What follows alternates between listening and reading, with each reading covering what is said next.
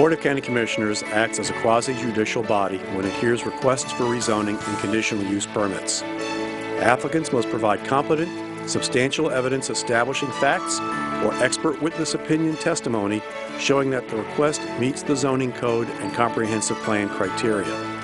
Opponents must also testify as to facts or provide expert testimony whether they like or dislike a request is not competent evidence. The board must then decide whether the evidence demonstrates consistency and compatibility with the comprehensive plan and the existing rules in the zoning ordinance, property adjacent to the property to be rezoned, and the actual development of the surrounding area.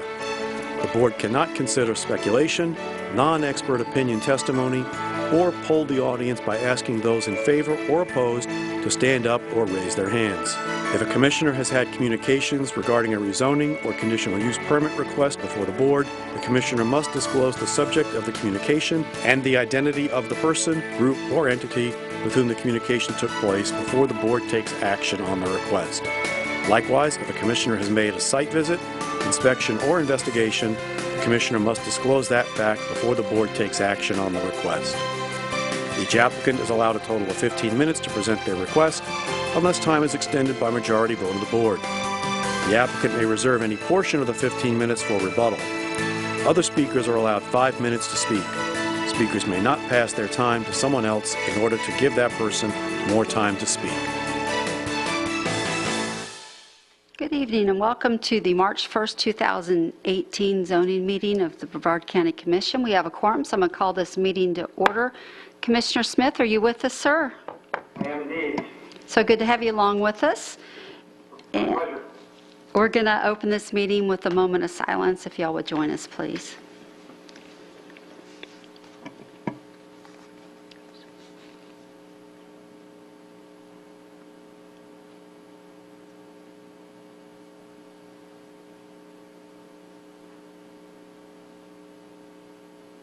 Thank you. Commissioner Barfield? Please follow me in the Pledge of Allegiance. I pledge allegiance to the flag of the United States of America and to the republic for which it stands, one nation, under God, indivisible, with liberty and justice for all. Thank you, sir. Ms. Bentley, did you want to address us on a couple of topics here before we get started? Yes, ma'am. Thank you. Commissioner Smith, you are watching the meeting live, correct? I am indeed. Okay, Well, there's probably a 30-second delay, but yes, you're just standing up for the pledge right now, in my view. All right, let's give you a moment. What I want to know is if you can see the screen behind the Board of County Commissioners. Okay. Well, right now all I see is a flag, so give me a few seconds. Okay. Yes, I can. Okay. Members of the public who are attending for rezoning items, if you have a document that has not previously been provided to the board in advance, you will need to put the document on the projector, which is next to the podium. That document will then be shown on the screen behind the Board of County Commissioners so that Commissioner Smith can see it. If you have a document you need to submit, please say so when you come up to the podium, because we have an IT person who can help you with the projector. And that's all I have. Thank you. Thank you, Ms. Bentley. We have no consent items, so we're going to move into public comment, and I have one card. 4A. Never mind. No, I'm sorry. Never mind. Just kidding. I'm just waking up. Mr. Charles Tovey, if you would come forward, sir.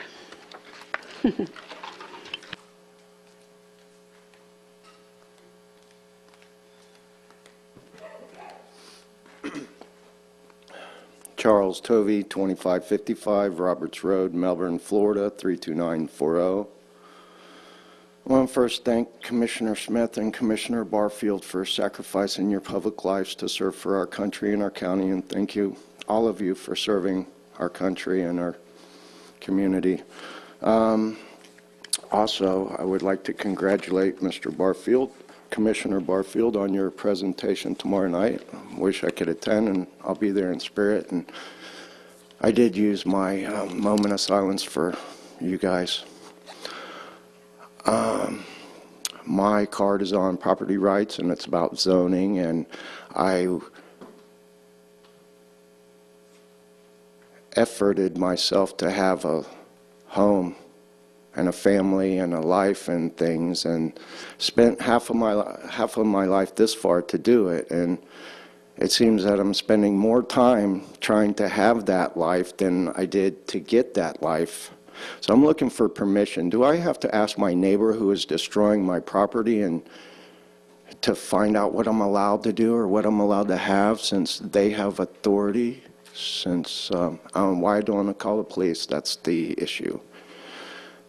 Well, I did that, and I have a video of them doing their damage as Sheriff Ivey and his deputies allowed them to do it and threatened me with being shot or Baker acted or arrested if I do anything.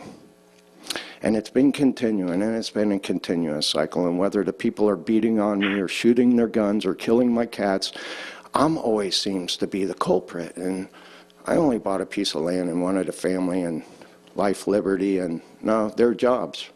And we are supposed to be a constitutional country and constitutional rights, but who do I have to ask permission for my property to do anything on? And I better ask in advance, because I've tried several times, and the last time he cleaned it all out and I paid the fine. And when I finally got to see my stuff, it was all stacked up, ready for the scrap pile, just like it was the first day they took it. They had no intention of returning anything. And all the money's it's all been to keep what I have, which is nothing.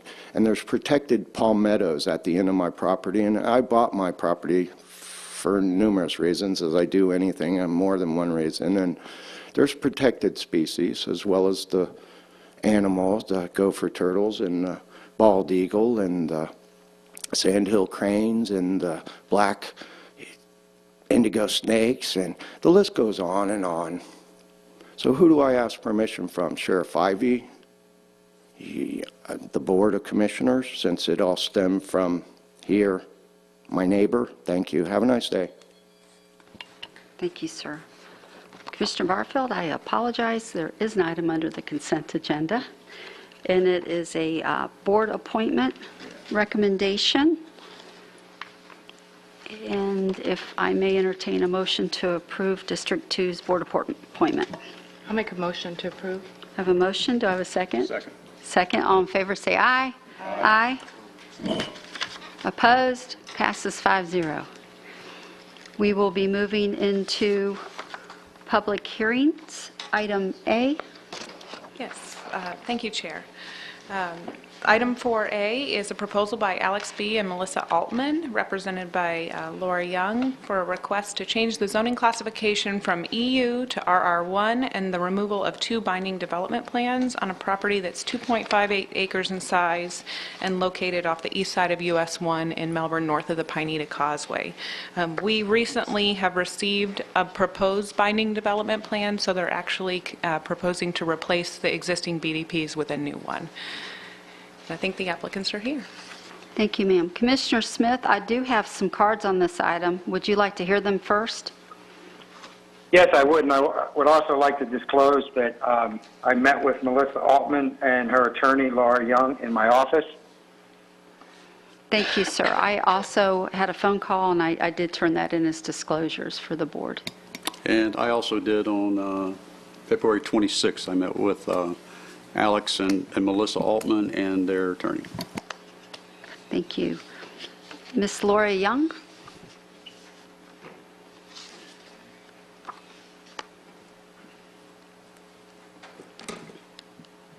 Good evening, Commissioners. My name is Laura Young. I work for the law firm of Dean Mead. Our address is 7380 Morrell Road, Suite 200, Viera, Florida, 32940, and we are here representing Melissa and Alex Altman. I know in your packet you've got several things in your packet, one including the map that is, the property appraiser's map that is up on the screen right now. The property outlined in red is the Altman's property. It is currently zoned estate use, and they're asking to rezone it to RR1. as the application lets you know, the sole real purpose is so that their daughter can have a pony on the property that she has. His name is Dixie. You'll get to see pictures of him later. We'll try to get them on the projector so Commissioner Smith can see as well. The Altmans spent quite a bit of time accumulating the lots that now encompass their single lot. It was a foreclosed home that they purchased, and it was actually 2 foreclosed homes. They tore down the one that was not finished and was dilapidated, and then tore down the other one, built the house that is currently there, and have combined the lot to be one single lot. So it's a little over 2.5 acres. So they've done quite a bit of improvement in the area to increase the values of the properties around it, because it really, and you'll see some pictures later from the Altmans, really was kind of an eyesore the way it was before about 5 years ago. You'll also notice on this map to the right, to the left, is BU, I believe 2, BU2 or 1.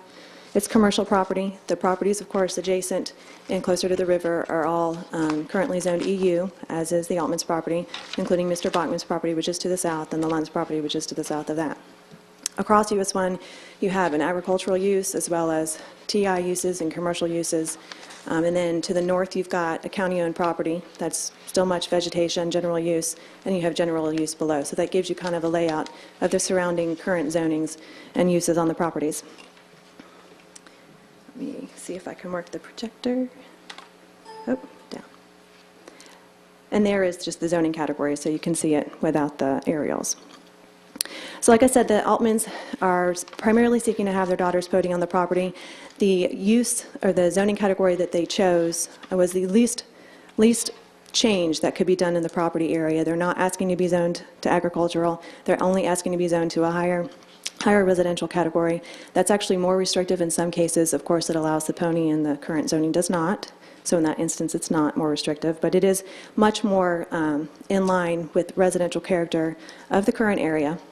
One thing I do want to point out is the properties adjacent to the Altmans and the Altmans themselves are not part of an established neighborhood.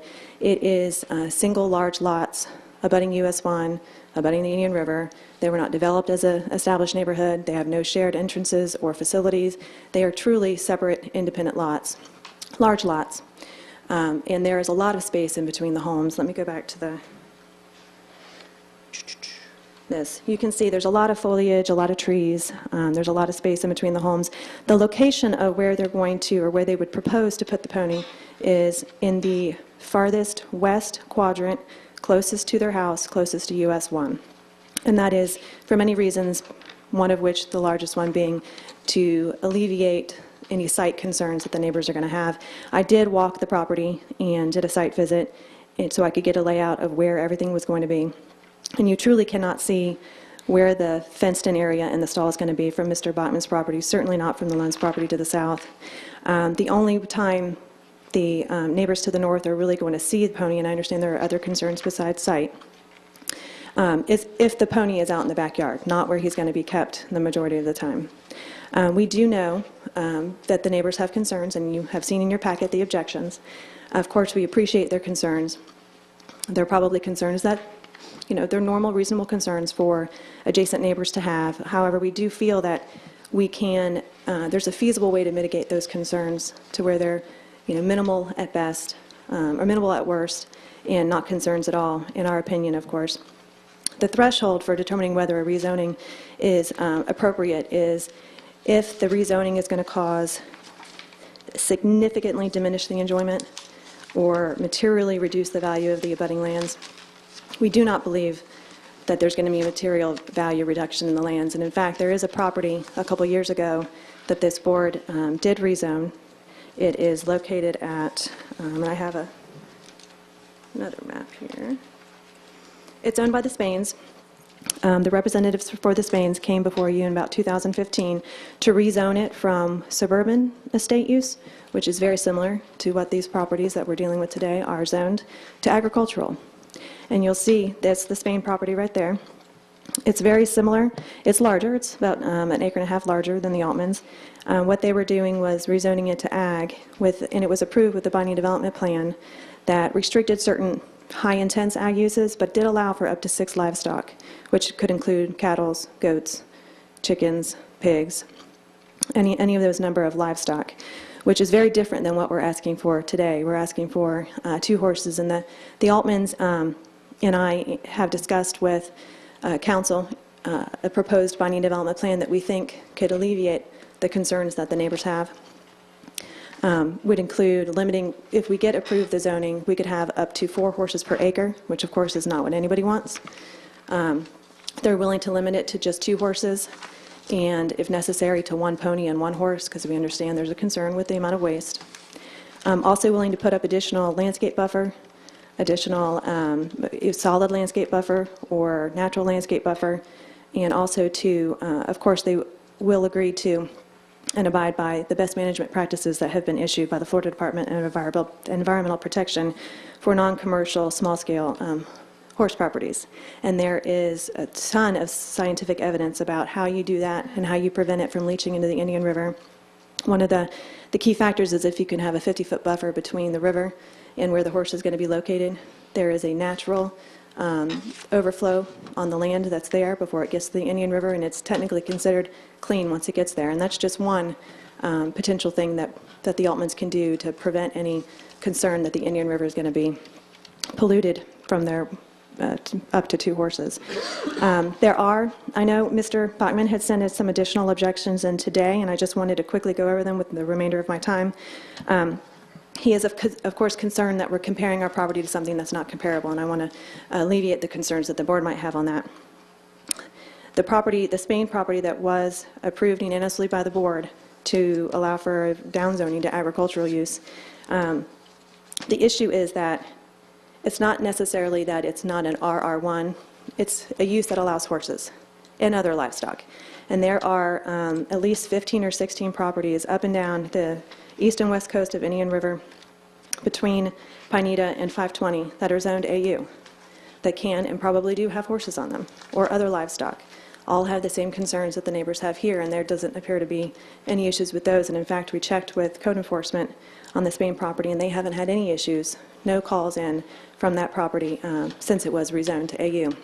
And I know there was a concern about property valuations decrease, and in fact, the property to the south of the Spains was valued at, by the property appraiser, $1.1 million in 2014 prior to the rezoning, and it gradually increased to $1.15 million as of 2017.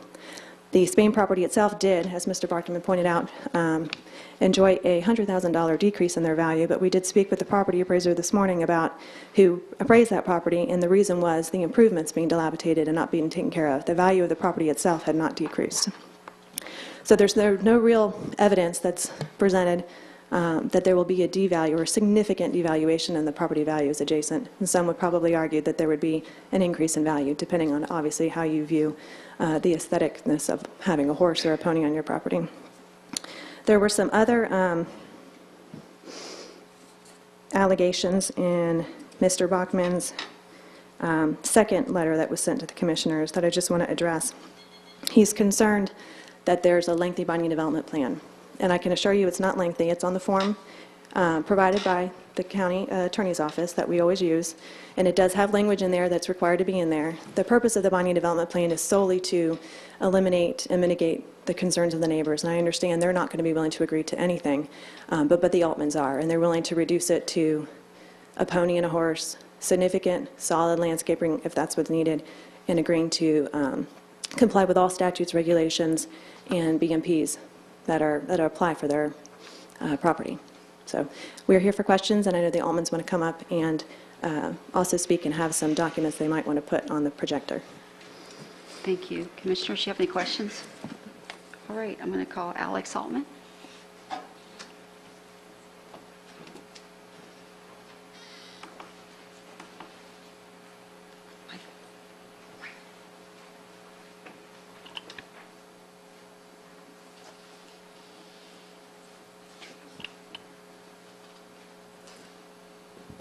Hi, my name's Alex Altman. I live at 6555 North US Highway 1.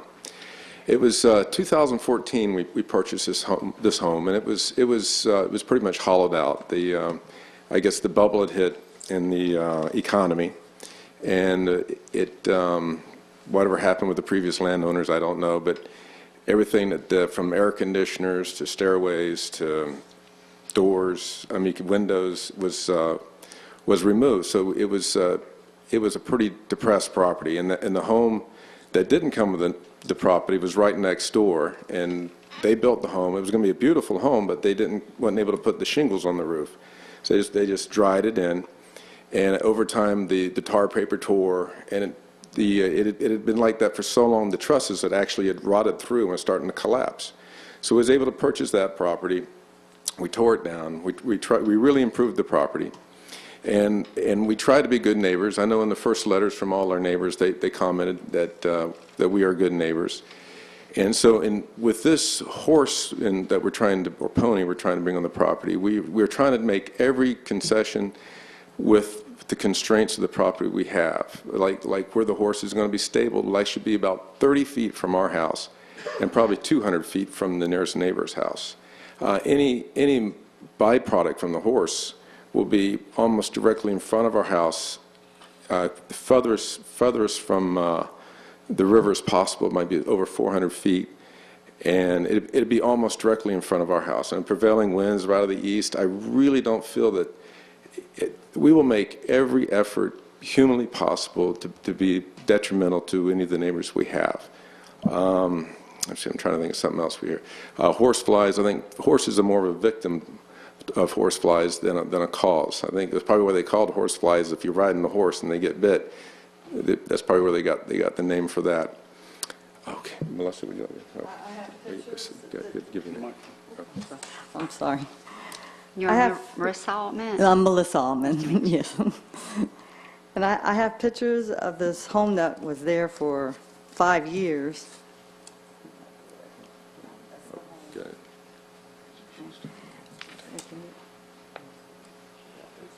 Commissioner Smith, are you with us, sir? I am indeed. And Can that you hear was- me? Yes, sir. Okay. And that was sitting there for 5 years, and we cleaned it all up and beautified it. And that was the day that he came to our home for her birthday. And that's how it looks now, if you can see the grounds now. And that there could be 3 other homes there, and I just thought the horse would look a lot more prettier in Melbourne, Florida than 3 homes. And this is the buffer that we have right now, too. And we're willing to put a wall there so nobody would see the pony and the horse. And this is my daughter, Marissa Altman. This is what we're doing it for.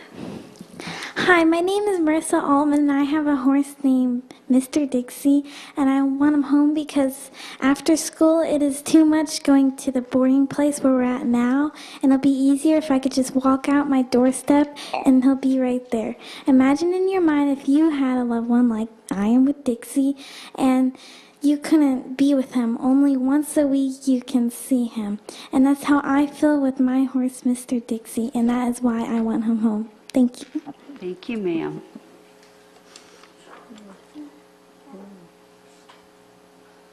And that's me and my horse, Dixie.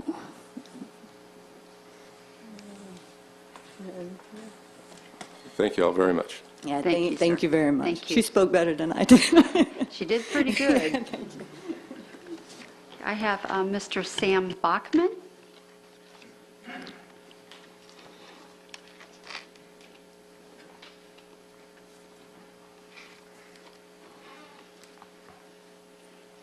Good evening, sir. Good evening. Good evening.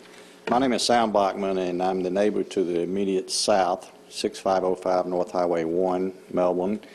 My wife and I purchased this 6 acres 15 years ago and came before this committee for the current zoning, and were successful in dividing the 6 acres into 4 estate lots. The developer that purchased the property that the Altmans now live on got into the real estate bubble, paid too much for the property, et cetera, et cetera. Long story short, it became a distressed property, and we were very fortunate and happy to see the Altmans come along and buy the property and fix it up. They have been excellent neighbors. They got a cute daughter, 12 years old, and when she's 15 or 16, she's going to We know she's going to be interested in men and not ponies. So the novelty will wear off. It's the principle of this matter and this issue. If all of you have done your homework and read the facts, and the fact that the P&Z unanimously rejected this rezoning because it would be unprecedented. There is not a single estate lot fronting on the Indian River Lagoon from 192 all the way up to Cocoa that possesses this zoning. That's in your facts. The facts are there. And I would think that this committee would consider a small rezoning request versus your extremely large responsibility of looking at the totality of the citizens of Brevard County and the taxpayers, that our objection makes more common sense than this commission overruling your P&Z that does all the homework and the due diligence that basically says this is a totally unreasonable request. How do you control the stench? How do you control a lot of things? I know the Altmans would do everything they could, but it's the principle of the matter that these properties with the values of these homes do not warrant having horses. They have chickens. They have a lot of other things going on, which are fine. But we feel that they're stretching it a little bit here. We love them as neighbors, and it's unfortunate that it comes down to this, where we who object did not feel necessary to hire an attorney. We did not feel necessary to have a secret meeting with Commissioner Smith. We did not feel that the politics would get involved in this. As all of you know, the Altman name is huge in this county. And bless his heart, they just lost their father yesterday, T.A. Altman. All of you know Thad. So use your common sense, look at what your P&Z is recommending, and do the right thing, and reject this rezoning request. Thank you very much. Thank you, sir. Gerald Behringer?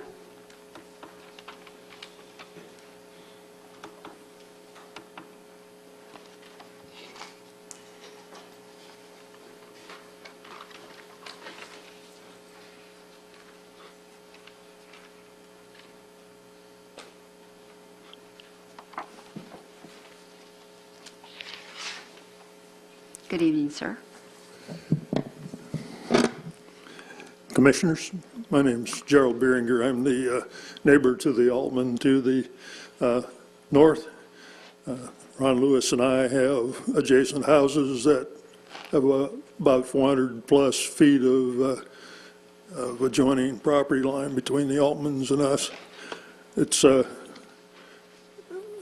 Mr. Bachman said, it was interesting that at the beginning of the last month, we had a meeting with the planning and zoning people that rejected the Altman's proposal, and it comes here and they come up with a plan to mitigate things that do not matter to us, except that they've come up with a way to say that they'll sanitize it and keep it from being objectionable.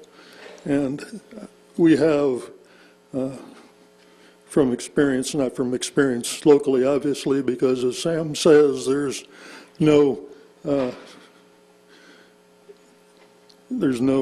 such zoning anywhere from the Pioneer Causeway up to Rockledge or nearly Cocoa. We just feel that because of the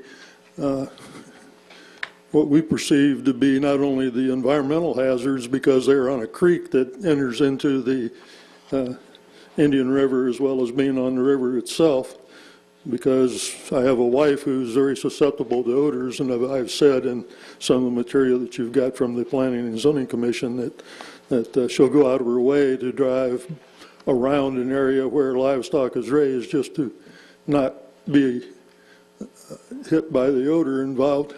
I also have an adopted son who's highly allergic to insect bites, to the fact that we have to have an EpiPen both at school and at home to keep him from having seizures if he gets bit by those. All in all, there's lots of reasons. they talk about the property value. They have increased the property value significantly by their cleanup of the area and the improvements they've done. There's no doubt about that. But the horses themselves would not be an attractive to anybody that I know that would be interested in buying our property. I didn't realize that I should have gotten an analysis by a realtor to come in and confirm that. You live and learn, obviously. But like I say, the whole concept to us is I guess I would say abhorrent, but that's probably too strong a word. I apologize.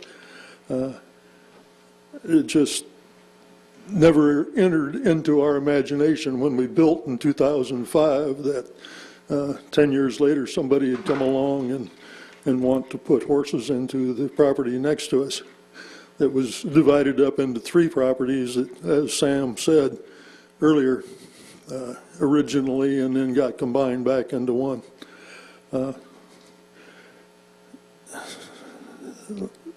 My only plea is that you go along with the Planning and Zoning Commission's recommendation and not approve this zoning change. It's just, as I said, it is lots of problems from our standpoint. We've been able to enjoy the weather the last couple of months by leaving our doors and windows open. No matter what they do with the horse or horses, they can't get away from the odor that's going to be involved, nor from the flies, whether they believe horse flies exist or not. I haven't had a single bug in the house in the last two months, and I've left the front and back doors open without screens. So anyway, thank you for your time. I appreciate it, and I hope you'll follow what the Planning and Zoning people recommended. Thank you, sir. William Langston.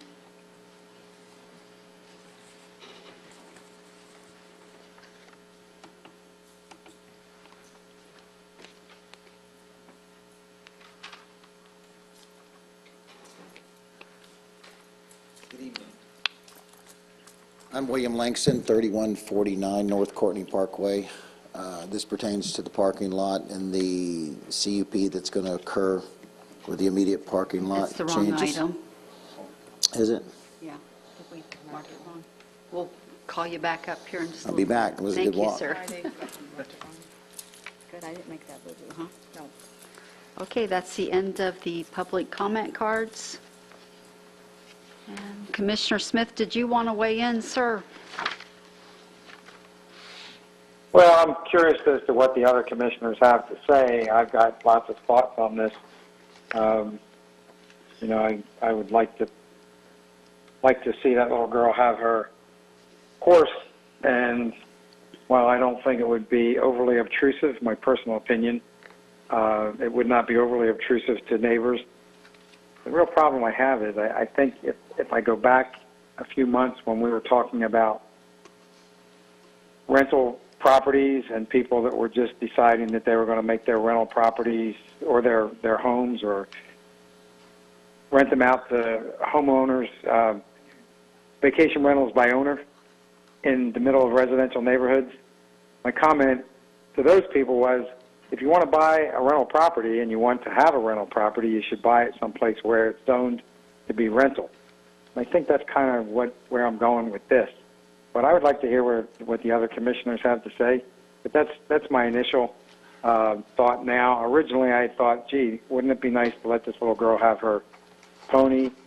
Who can't identify with being 11 years old and wanting a pony? I never got my pony, but she's got hers, and she would like to have it in her own yard. But I think her mommy and daddy might have been better served if they had purchased the property in Lake Washington or Post Road or West Melbourne that was zoned for horses. But those are my initial thoughts. Thank you, sir. Commissioner Isnardi? Yeah, I was just doing some checking because I at least got information to say that the vote wasn't unanimous, that there was one board member that had voted yes, but that's neither here nor there. For me, it's a property rights issue. I think this is an adequate size. I think that I don't care if they're Altmans or Isnardis or Pritchett's or Barfields. It doesn't matter to me who they are. I think that they're being responsible property owners, and I think that we should allow it. I mean, I can't see how a pony is going to devalue it. I know if I was looking for property, or if I was going to rent, or if I was going to look at some property to purchase, I would see that as a positive, especially given the fact when we saw the pictures of the property, it's pristine. It's not a dumping ground. It's not, you know, some unkempt farm. So, I mean, I would support this, and, you know, I didn't have a secret meeting with anybody, and I think that that's a stretch to say that that occurred, especially when the commissioners that did meet with the applicant disclosed that. So I would say that I would support this. Thank you. Commissioners? Nobody has anything to say? Ms. Young, Still thinking. I do have a question for you. When you guys were stating you're going to put a barn or stall on it, how big of a barn or stall are you going to put on it? Because here's a question I have, because you have a pony, you're going to want to ride it, and it's right off of a main road. So she's just, it's going to be hard to just go out. It's really just for boarding purposes, Okay. because she has training and lessons somewhere else. So they So would it's for load, boarding purposes, and we have a picture, if I can put it up, of what the barn's going Okay. to look like. It's a 10 by 10 little shed. okay, so they'd be loading the pony up with them and taking the pony out somewhere. So it's not going to be like it's being ridden up and down on that property, correct? No, it's not going to be written up and down. She probably will walk the pony around, and of course not close to the Indian River for both for contamination's sake and for safety of the horse. But no, I believe the intent is that she will be having riding lessons somewhere else, correct? Yeah. So it's really just a matter of boarding. Okay. Are you putting something up? I do have a picture. I think Okay. Ms. Altman has the picture. Okay. Because that was just one thought I had, because if the pony's in one spot, it's not as intrusive as if you're going to be utilizing the whole property.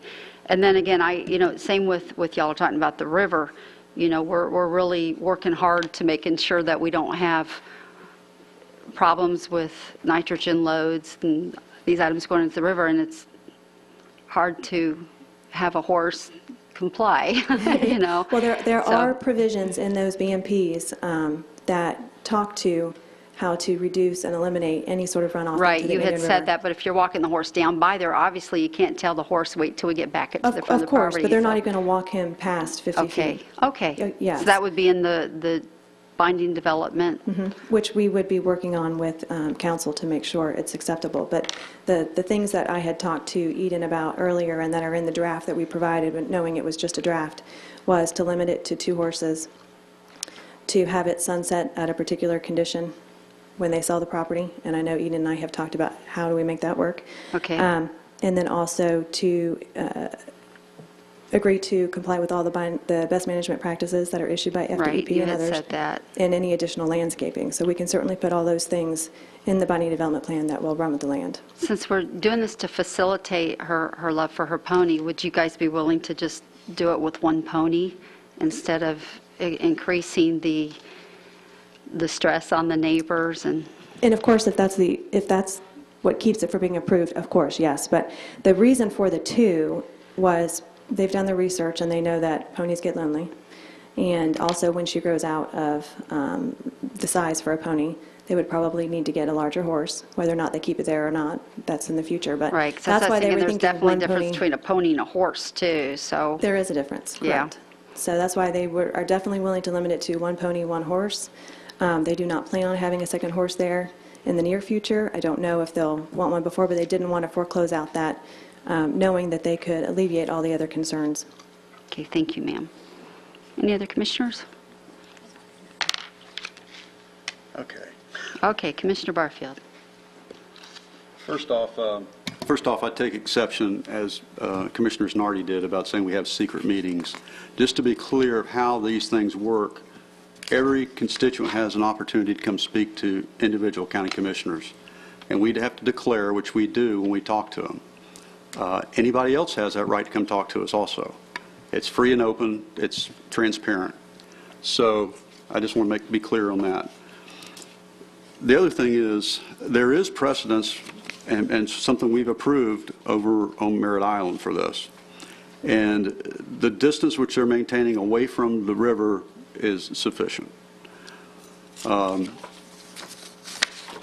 But I have to also say, when you look at the land use and you look at the classifications around there, they're not compatible. So it's a tough call here. I actually I would have to say that I would vote against this because of the compatibility, and that's where I stand. Thank you, sir. I'm waiting for you now. Commissioner Smith, did you want to weigh in, sir, again? Yes, ma'am. This is an emotional issue. This is a difficult emotional issue. I sympathize with the Altmans and their desire to bring that joy of having that pony and another horse into the life of their daughter. But I try and make a steadfast rule when I make decisions to base them on facts rather than emotion. So factually, I think that this is not a compatible use. Can I have a follow-up? Yes, you had your light on. One other point I would like to make is property rights goes both ways. When these people built their houses there, they were under the understanding that there wouldn't be horses because of their classification.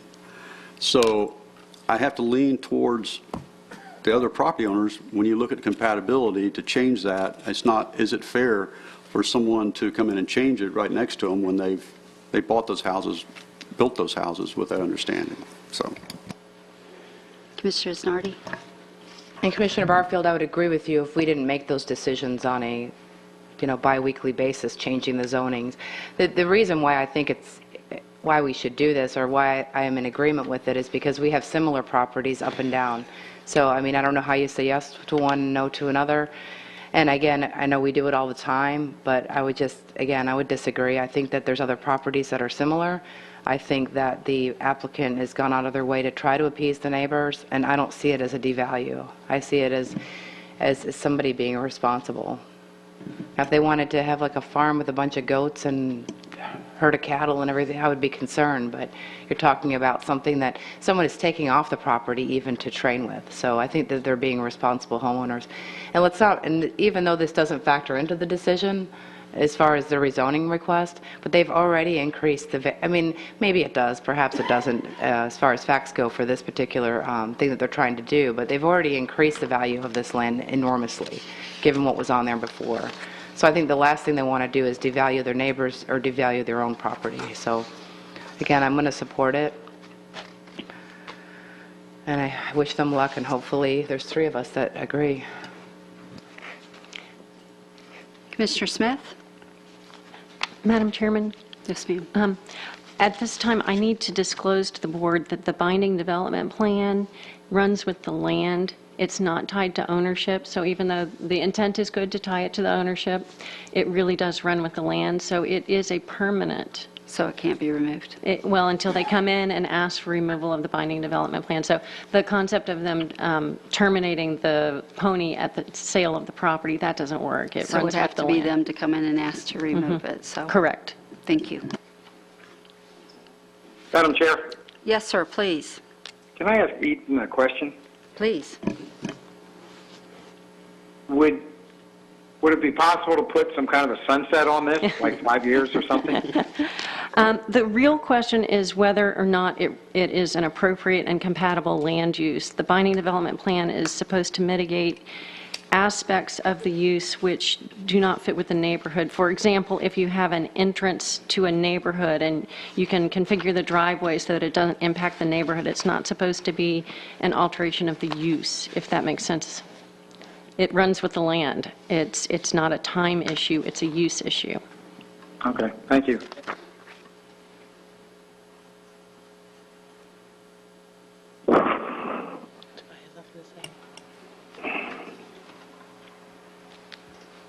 Will, what's your pleasure, Commission?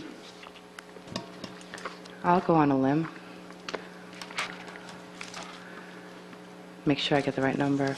I'll make a motion to approve item 4A with BDP. Thank you. I have a The motion. items that we stated, that their attorney agreed to. The maximum of 2 horses, a pony and a horse, with the buffer, landscape buffer, with the location of the shed at the west end of the property, and anything else that I'm missing that we discussed. Is that clear enough, Eden?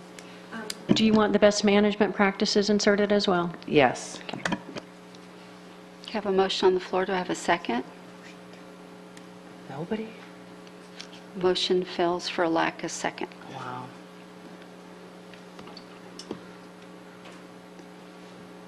Tobias lights on. Commissioner Tobias. I'd like to make a motion that is similar to Commissioner Isnardi's. I'm afraid about setting a precedent with my daughter. The fact that she could have a pony and a horse is a scary proposition for a father. I think the compromise that you suggested, a horse or a pony, I think lends to something closer to the middle. So I would like to make a motion for the change with all the stuff that was mentioned, with the addition of being only one pony or horse. Did you want to add in the other items that? Sorry, everything else. I think he included Okay. everything else that Commissioner And I'll Isnardi second stated. for discussion. And I guess the only thing I would have to say is I wish you would have spoken up before I made my motion, because then maybe I would have changed my motion, just for future. Okay, anybody else have any discussion?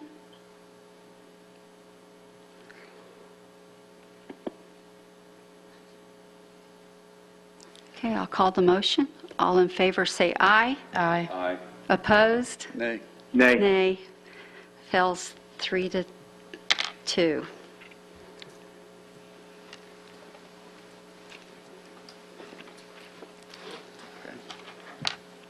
Thank you.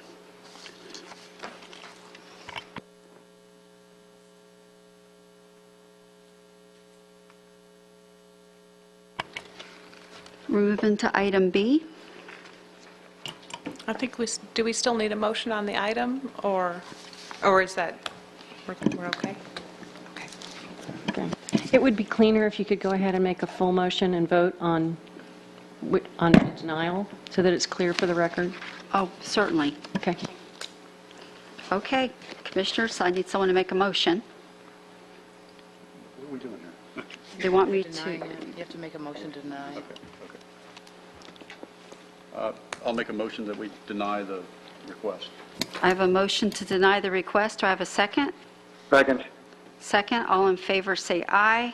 Aye. Aye. Aye. Opposed? Nay. Nay. It's denied 3-2. Okay, thank you, Madam Chair. Item 4B is a proposal by Southern Self-Storage LLC, represented by Jake Wise, requesting a change of zoning classification from RU215 to BU2, and proposing to remove the existing binding development plan and replace it with one that's in your package. The proposal's on 1.1 acres located at 6 20th Street in Cocoa Beach.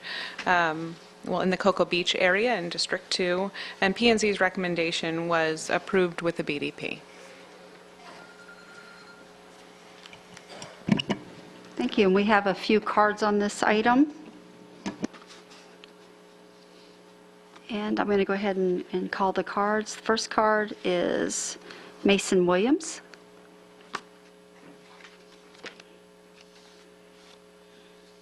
Commissioners, I'm Mason Williams, 74 River Falls Drive. I represent the River Falls Homeowner Association, as well as live in River Falls, which is adjacent to the property owned by Southern Self-Storage.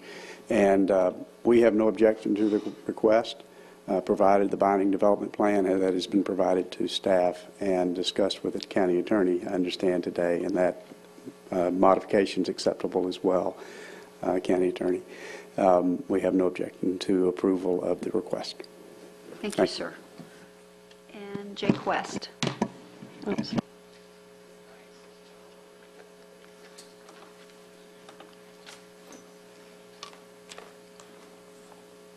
Thank you.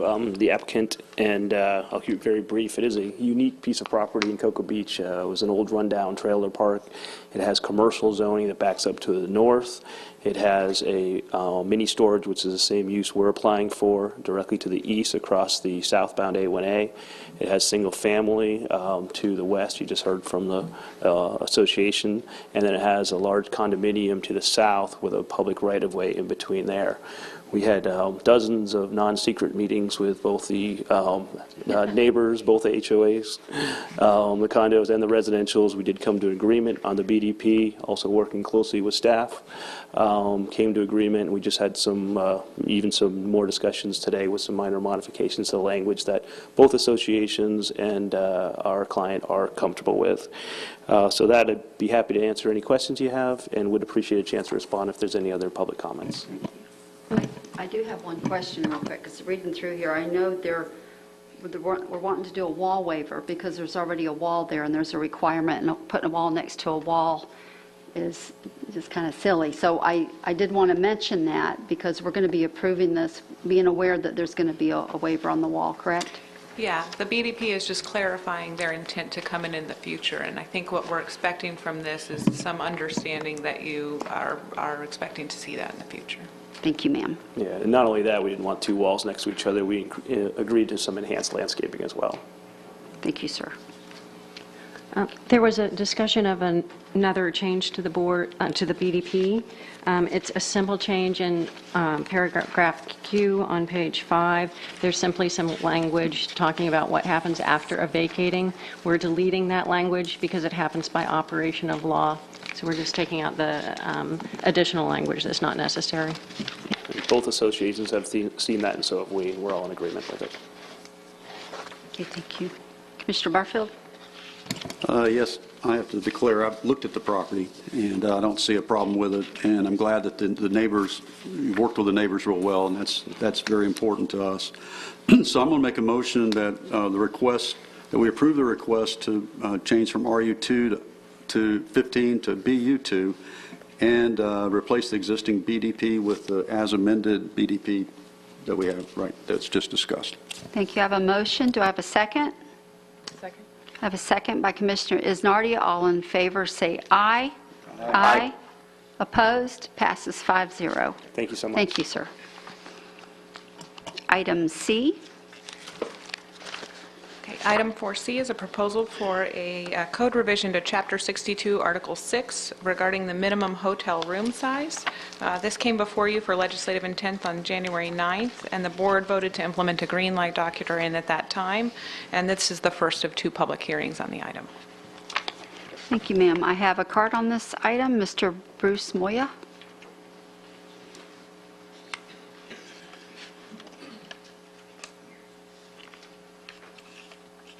Good evening, Commissioners. Bruce Moy with MBB Engineering. I'm just here to answer any questions and to say that we're in support of this ordinance change. Thank you. Thank you, sir. Commissioner Barfield? Old light? Old light. I could tell by the way. Commissioners, what's your pleasure?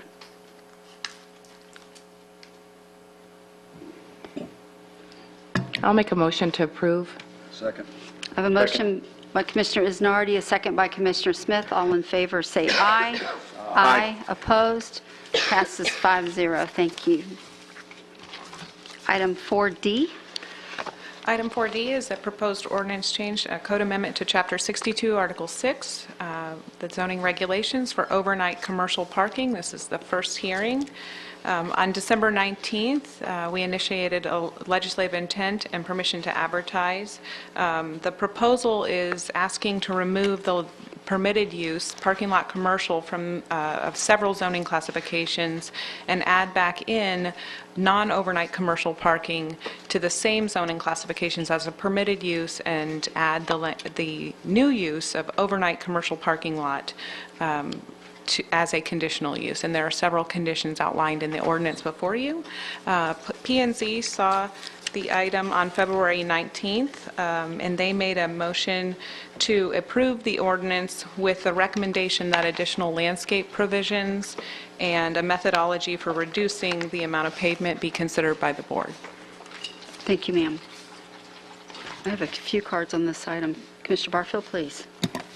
I'd like to kind of give some background on this also before we get there. The ordinance that has been used really does not address the conditional use for a overnight long-term parking.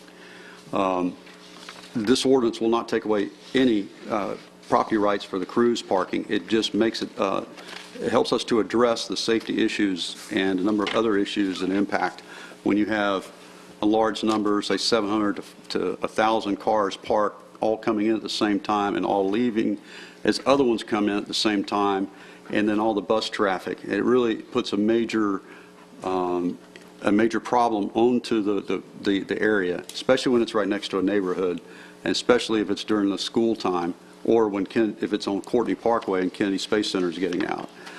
And where some of the ones are being looked at being put in, it could impact 528 because there's a look at putting one right next to the drawbridge.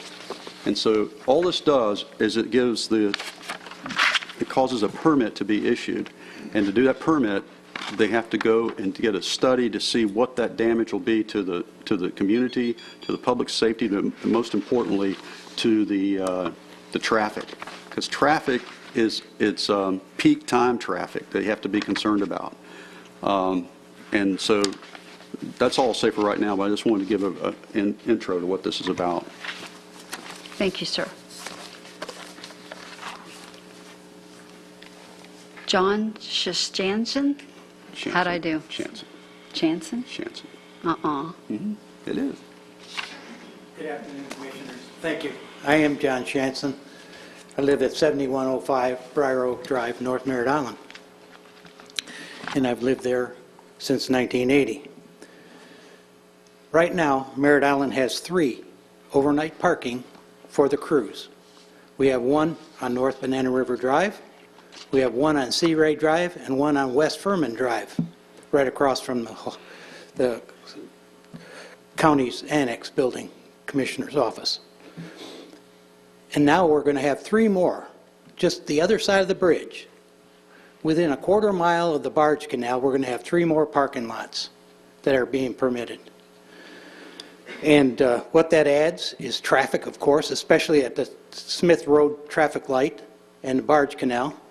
Right now, it's a nightmare when Sea Ray and all the boat manufacturers are getting out, and Arno are getting out, and they're making a U-turn just before Smith Road, which blocks at Cape traffic, which is getting out at the same time, plus Canaveral Crossing, which is a vacation rental crossing into the traffic. The traffic there is already terrible, and now we're going to add the load, peak loads of coming and going of the ships, because those parking lots will be shifting patrons to go to the ship and to come back from the ship with buses and everything else to take the people to the ships. And none of these people know our area, and that'll add to the confusion. So what my basic objection is, of course, it's the welcome area to my community, to North Merritt Island. Within 100 or a quarter mile of the welcome to North Merritt Island, there's going to be 3 parking lots. And this is flood-prone area. North Merritt Island, as we all know, is rather low in most places, including right there by the barge canal. And you're going to put impervious material for cars to park on. Where's that water going to go? It's going to go to everybody else's property. The one parking lot that's already started clearing has got mountains of asphalt that they got from road work piled up there, and it looks like crap already, and it isn't even started yet. So we're really worried about the aesthetics of our area, and of course the traffic. I appreciate the Commissioner putting forth this ordinance to give some rights to the property owners and responsibility to those who own those parking lots to retain their own water. Thank you. Thank you, sir.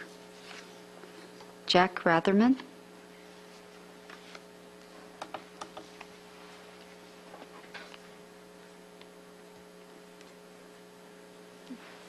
Good evening. You can tell I've been to Ron Jones, right? I'm representing the North Merritt Island Homeowners Association, and my address is 568 East Hall Road, Merritt Island. I've lived on Merritt Island since 1957. We'd like to say that our Homeowners Association is 100% compliance and backing Commissioner Barfield's ordinance, the new ordinance, to help protect our community. We have concerns about the setbacks from the adjacent properties, stormwater retention, the lights and noise problem.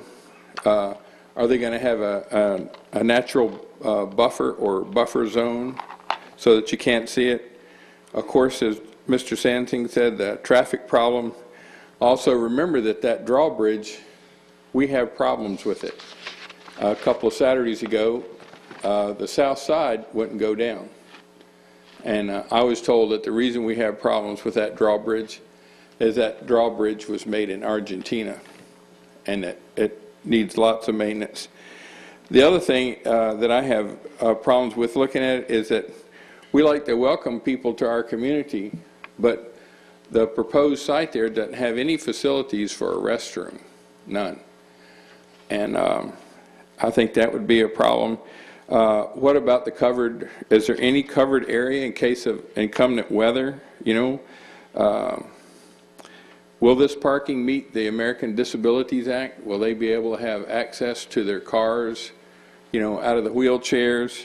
And then the other thing is the tax. Is this going to be just 7% tax, or is it going to be like the regular tourist tax? What do you think? Do you know? I mean, has their plans been made? What are the other parking? What do they charge them? 10%? Like a hotel? Tourist tax isn't applied to that. Oh, well, I was hoping that it applied to our friends from up north, that they would be willing to pay that tourist tax. And then also, Smith Road is a dirt road right now. So we're going to have to build a new road to replace that dirt road. And although it might be odd to have impact fees, there's still going to be an impact for the water. They're going to have a fire hydrant out there somewhere. Sheriff and fire and rescue, all those things should be taken into consideration, you know. When our visitors come here, I think they deserve to have some amenities. And then the base would be, I would suggest if you went to Mitchell-Ellington, our park out on North Merritt Island, their parking areas are blocks with holes. So the grass grows through, it's stable, but the water can go through, it doesn't run off. So I hope that you think about these areas, and that you take Commissioner Barfield's ordinance to heart. Thank you. Thank you, sir. Mr. Moya?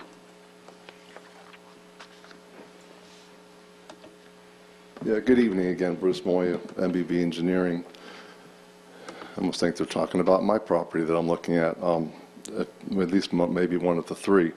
Confused about a couple items. The last gentleman that came up that said something about, concerned about paving and that we should have it grass so that the water can go through, but this proposal, the proposed ordinance, is to actually require that all the parking be paved, as the current one is not.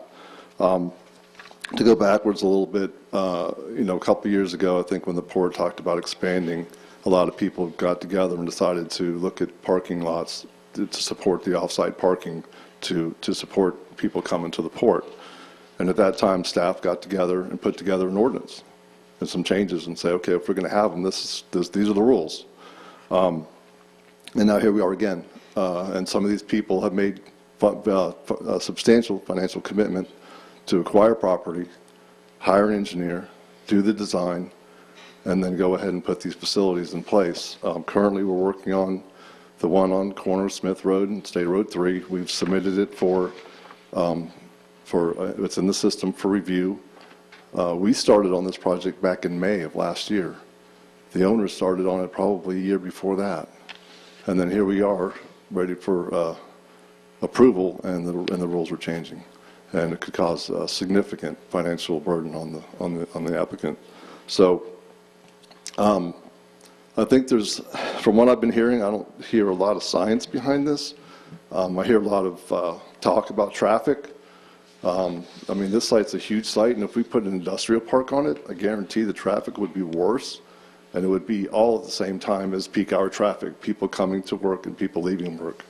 I mean, I do a lot of cruises out of that port, so this parking isn't just for tourists and people coming from Orlando or where they're coming from. There are people coming from Brevard, and usually we don't get there till noon. That's not peak hour. And we usually don't get back to our car till around 9 or 10 o'clock, and that's not peak hour. So we're bringing people to a site where we have lots of cars. We're busing them to the port. So we're taking all those trips, reducing it down to few trips, and we're not doing it at peak hour. So I think there's maybe some work that needs to be done on this, and I would hope that since it's already got legislative intent, that there wouldn't be, and it's, pardon me, even if I get this wrong, if it's red light or green light, that would say that anything that's already been submitted would be, this would not apply to. So with that, I'm just here to answer any other questions or respond to any of their comments. Thanks. Thank you, sir. Michael Hekala?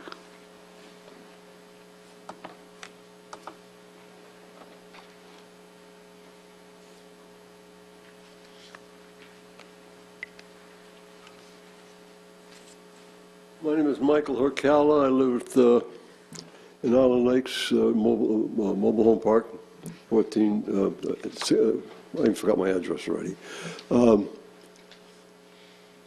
in agreement with Commissioner Barfield. I'm in agreement with the representative from the North Merritt Homeowners Association. I feel, example, coming here tonight, I was stuck at the light for 3 times. At that bridge going south. I was on the north side of the bridge, and in order to get here, I have to go over the bridge, over Route 1 and down to here. So this is just normal. You can get some easy times for traveling down through that area. That's okay, but there's an awful lot of times, and I noticed lately we're starting to get more play on the road. A few times, like around noon, you get jammed up where you go through 2 or 3 traffic lights before you can keep moving. That's on the whole of all the on Courtney. So I would like to see the board get together and try and create some common sense into what the difference is between North Merritt Island and the rest of the county, because there is a difference. We do hurt up there sometimes. I made the comment on the development behind us with the 200 homes, and right now I have nothing to. I look at a mountain up there. I mean, a 3-bedroom or a 5-bedroom, 3 carports, 3 bathrooms in the house on a 100 by 100 foot lot. There's got to be some common sense in everything that's going on up there. It has to be. And eventually, you're going to see it come to fruition that there's going to be headaches, big headaches. And how about Courtney getting crowded, and you're going to have to put 3 lanes up there. That bridge is going to have to be rebuilt. We're talking some big things up here. It's not easy to take care of these kind of problems that we get up there.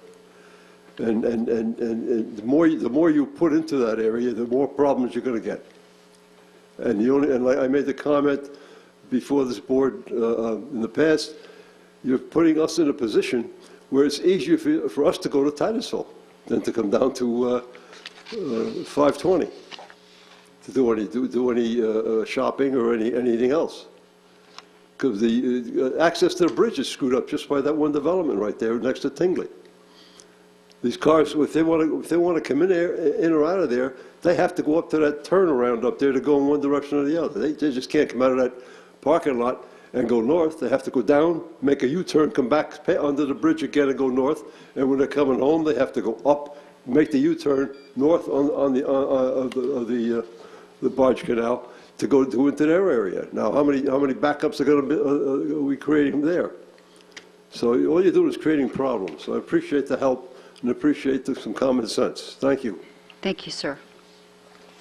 Mr. William Langston.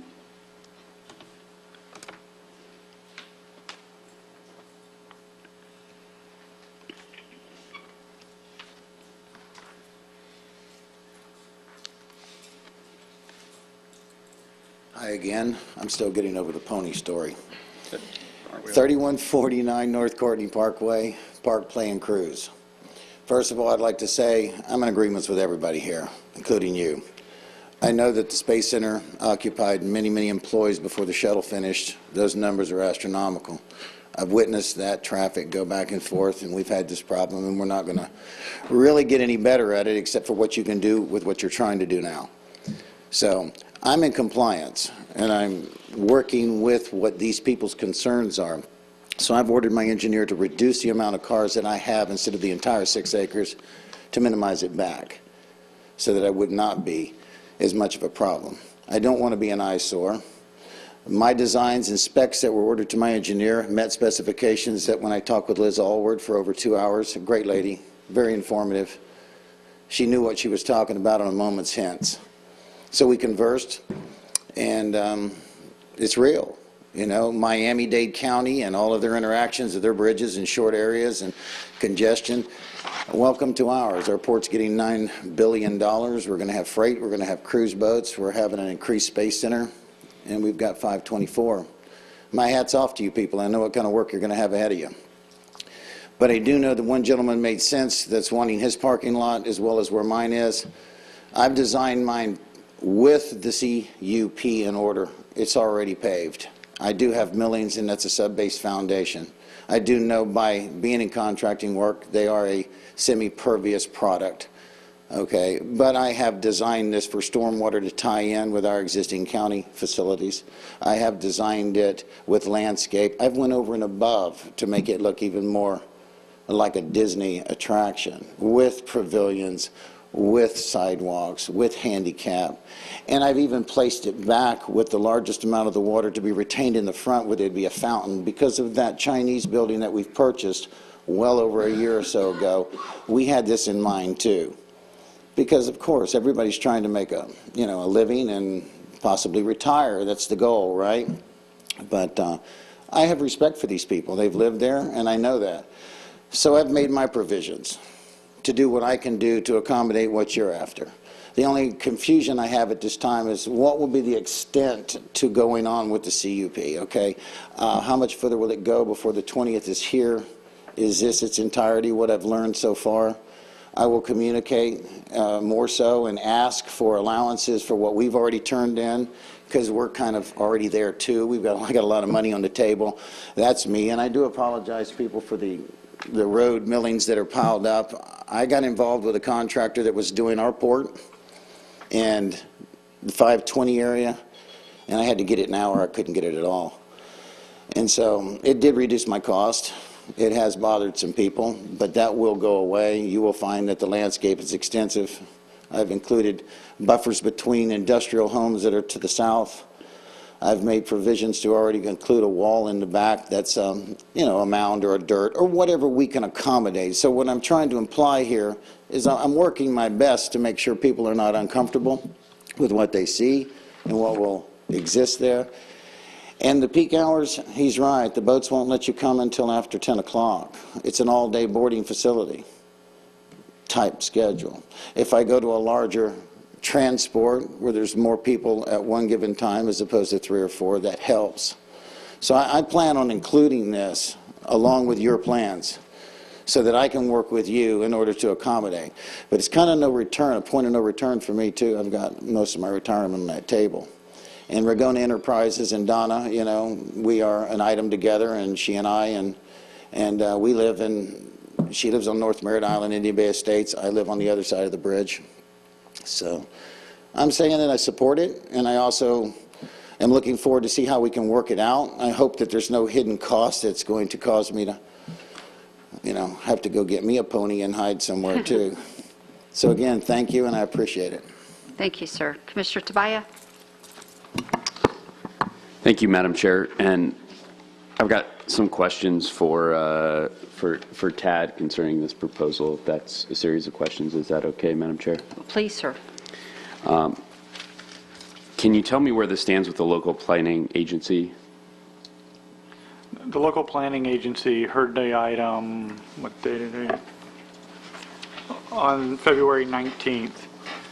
And their recommendation was to provide some, I didn't attend the meeting. Let me ask Aaron to give that feedback, sir.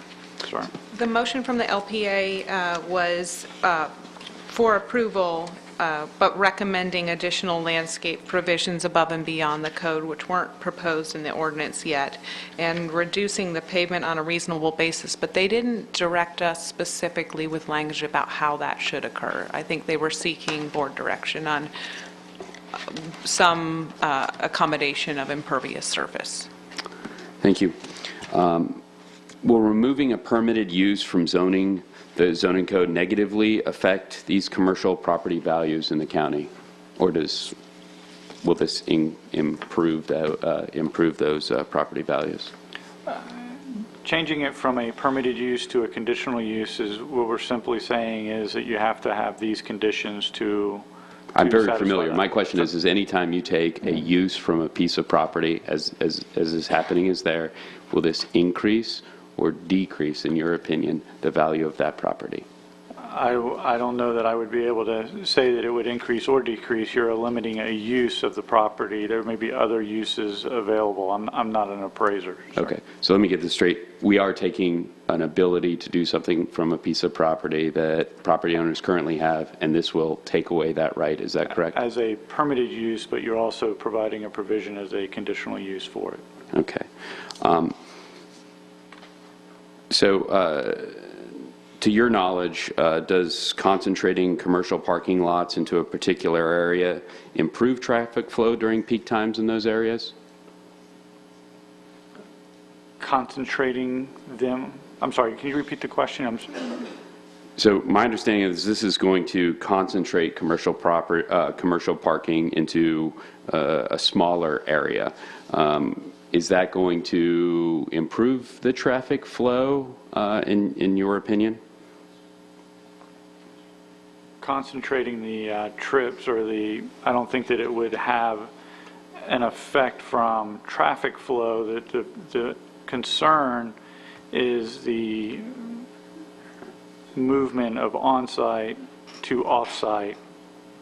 So what happens now is, and there's with a couple of them, that you have the improvements where they're getting on and off the roadway may not be adequate to support the queuing and the stacking and allowing it to occur on the site.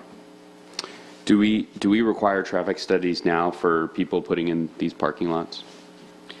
In the site plan code, there is a provision to get traffic statements and reports from folks. I don't know that we have done any or gotten any for the existing ones that we have. The last one that we approved was in 2016. Okay, so I'm sorry, I didn't quite understand that answer. So we do require it, but we just don't check it? No, sir. There's a provision to request it through the site plan process. Okay. If we deem that it's necessary. I'm saying that I don't know that we've gotten them in the past or we have not gotten them. Okay. Would it be possible to add it as a requirement or as we move forward instead of going through all of this code change? There would be a different code section that we would be looking at. The legislative intent was to modify the zoning code. We would have to go back in and look at the site plan code. Okay. Usually when we change any type of code, my understanding is we contact property owners many times. Have we contacted the more than 3,000 property owners that will lose their rights should this pass? I'm not sure what contact you're referring to. We advertise in the paper as required by statute. I wish, I didn't want to say I wish more people read the paper, but I don't think that that's probably a fair or an honest statement. Help me here. What is the effect of an existing commercial parking lot becoming a non-conforming use? So if it's a non-conforming use, then there are provisions in the code which would allow it to expand or that would allow it to make certain improvements. It would be allowed to exist as long as they didn't change the use of it, and it would maintain. It's just when they come in, if they wanted to add additional parking or if they wanted to expand that, then they would have to come in and meet the new code, or they would have to go through the provisions of the non-conforming use code. So can you help me now? I own and I don't for full disclosure, but I own a 2-acre parking lot. And right now, the way the code is written, I wanted to expand. There's more cruises coming in. Would I have the ability to expand that 2 acres to 3 acres without coming to the board? The expansion of that would probably be, you would not be able to do it without coming to the board. Currently? No, currently you would. So yeah, I'm sorry. Let me be very clear. Okay. Right now, I have 2 acres. This ordinance has not passed. Would I have the ability to expand my my parking lot? Yes. Okay. Should this pass, again, I have 2 acres. Would I then have to come to the board to expand my property? You would be subject to the criteria set forth in the non-conforming use, and there's provisions in there that regulate the expansion of such uses. Okay, so can you give me an example? I've read this, but we would have to pave all the lot now to expand. Would that be one of the provisions? So the code requires that the parking is paved. There are provisions in the existing code, our site plan code, that allow applicants to request some unpaved or alternative surfaces. So there is not a provision, and what was said earlier, just for clarification purposes, the parking requirements are for paved parking. There are provisions to allow for alternative surfaces, which may be gravel or grass under certain circumstances. So if you were coming in you had the 2-acre site and you had unpaved and you wanted to pave, you would have to pave and meet the requirements of the code. Going forward. If this ordinance passes, yes, sir. Would I have to pay let's say I wanted to add 2 acres, would I have to pave the additional 2 acres, or would I have to pave the 2 acres that I had as well as the 2 extra acres that I plan to purchase? If you were adding the acreage, so then it would be 4 acres, and you would no longer be non-conforming. You would come in under the code of the 3-acre provision as a conditional use permit, and then you would have to make the case of where you would be paving and where you wouldn't.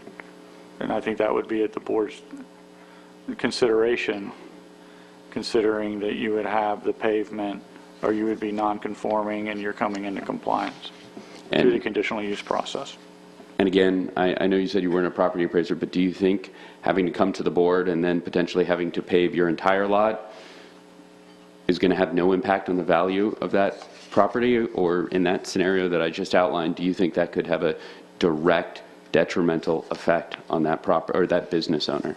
I think it would increase the cost of construction for them. I don't know that I can speak to the value. Thank you. Thank you, sir. Commissioner Barfield? Okay, where do I start?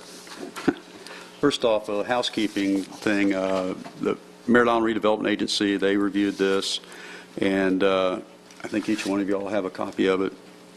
And they expressed concern over the potential for vacant commercial properties to be utilized for this purpose, harming existing businesses by increased transient traffic with little or no benefit to the commercial corridor.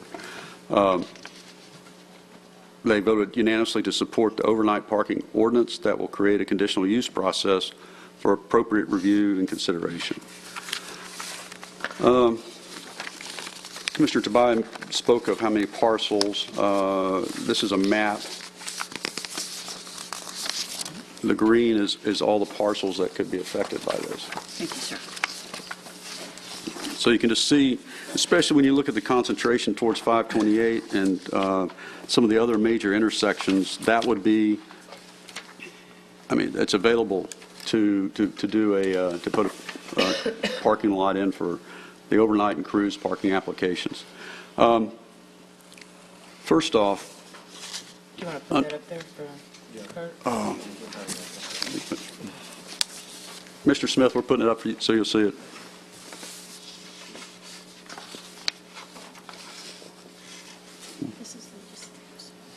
I don't see it yet, but I'm a little bit behind.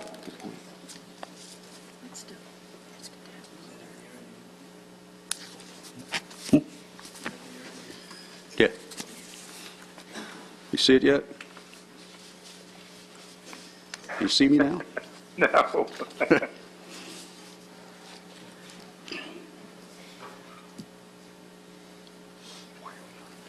Still waiting. I see some guy with glasses on the end of his nose. That's all I've got. This isn't a comedy, come on, now I'm telling you. Okay, now I see it. Okay. I'm good. First off, again, this is an ordinance change to address the cruise parking lots. And it's not eliminating the use of property, and it's not, it's taken into consideration that we need to look and study to make absolutely sure of the impacts. We're using an ordinance that's for storage of boats and campers, ordinance that does not address the impacts of cruise parking, overnight commercial parking.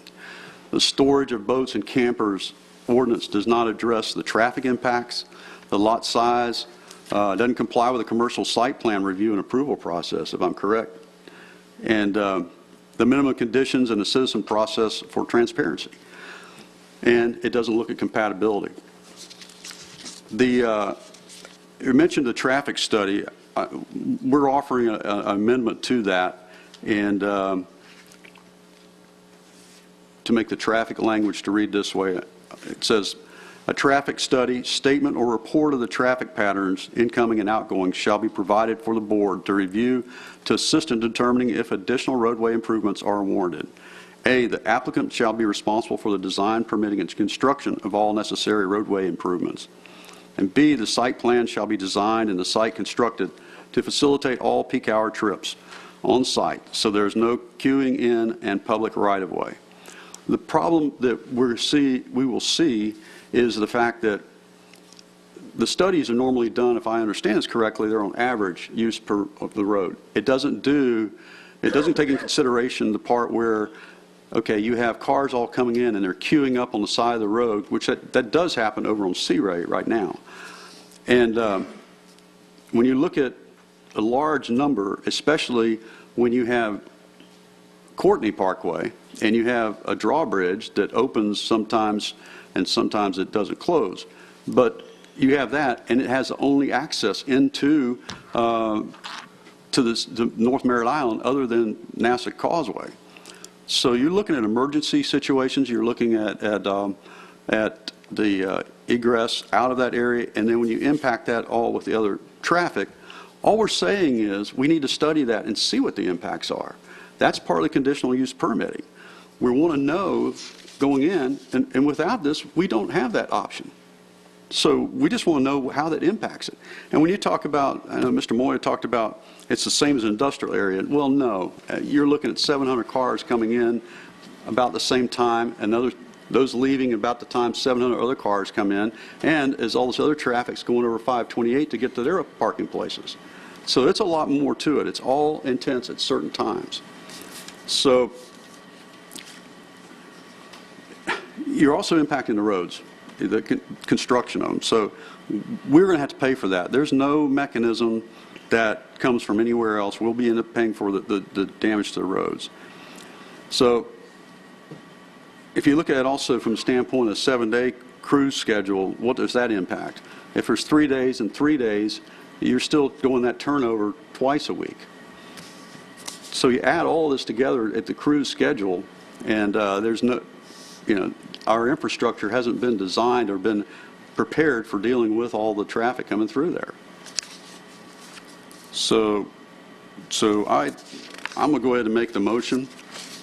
I'm going to make a motion I to... want to ask some questions first. Okay, well, let me wait. Okay. Okay, thank you. I can wait. A couple of quick questions. Okay. Well, maybe not too quick. Well, on this one that we're looking at, first of all, if you, whatever we do with a motion, I would prefer not to require paved. We work at a very large building where we are, and we kept it grassy, and it's better for stormwater runoff, and we have a beautiful parking lot. So that would be one suggestion I'd like to throw out for sure. One question, and I know this affects District 1 a little bit also, but I did ask questions about some type of parking we have. You said that's probably problematic anyway, so it's really not going to affect it. But my question would be, let's say in District 1, somebody wanted to develop this. So are they able to come in and they're able to get a conditional use permit and maybe be able to do it up in District 1? Yes, definitely. And if they're continuing some of the uses that we have today, they can still do that under a permitted use if they don't stay beyond 24 hours. Okay, well, what if they wanted to build a parking lot for cruise terminals up in District 1 and I don't have a traffic issue up there for that type of business? It should be fairly easy to demonstrate that. If the traffic analysis is fairly standard, but they would have to go through the conditional use process. Okay, and then there's one other thing, I asked Tad about this earlier because I was wondering who else had already started the process, and you gave me a list of 3 items that are already... There's 2 that are already in the process. The third one was the last one that we did. It's already approved. So, yes, it's already approved. We just threw that in for a comparison of how it would line up with the code that's being proposed. Okay, so my question on the 2 that are in the process, how far along are they?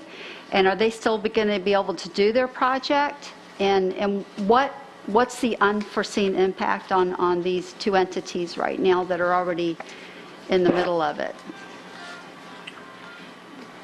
Rebecca, we just received their applications, right? So those applications were just received this week. Just received this week? Yes, ma'am. They were just received this week. And so the way our site plan process works is it's kind of a 2-step process. They were submitted for pre-application conference, and then once they have the pre-application conference, that's the date where they are reviewed by the code that's in effect at that time. So if this were to go forward, the second reading of this code would be after that date, unless the board took some other consideration this evening. Okay. But, so there is 2 readings. This is scheduled to come back on the 20th. The pre-application date, I believe, for those projects is scheduled for March 8th. Okay, so we still have another reading, and that's when we're actually going to approve the ordinance. So, okay, so that answered my question there, and I believe I'm done. Oh, Commissioner Tabaya, you're up. Thank you, and thank you for answering the questions. I just wanted to add some points in closing. More than 3,000 parcels will either be effectively banned from conducting overnight parking, or they will have to apply to come to the board for a conditional use permit. Remember, we're changing it to a minimum of 3 acres. Any existing overnight lots will be especially impacted. They will not be able to expand or modify their business without coming to the board for permission. And as Tad mentioned, the cost of business would be increased.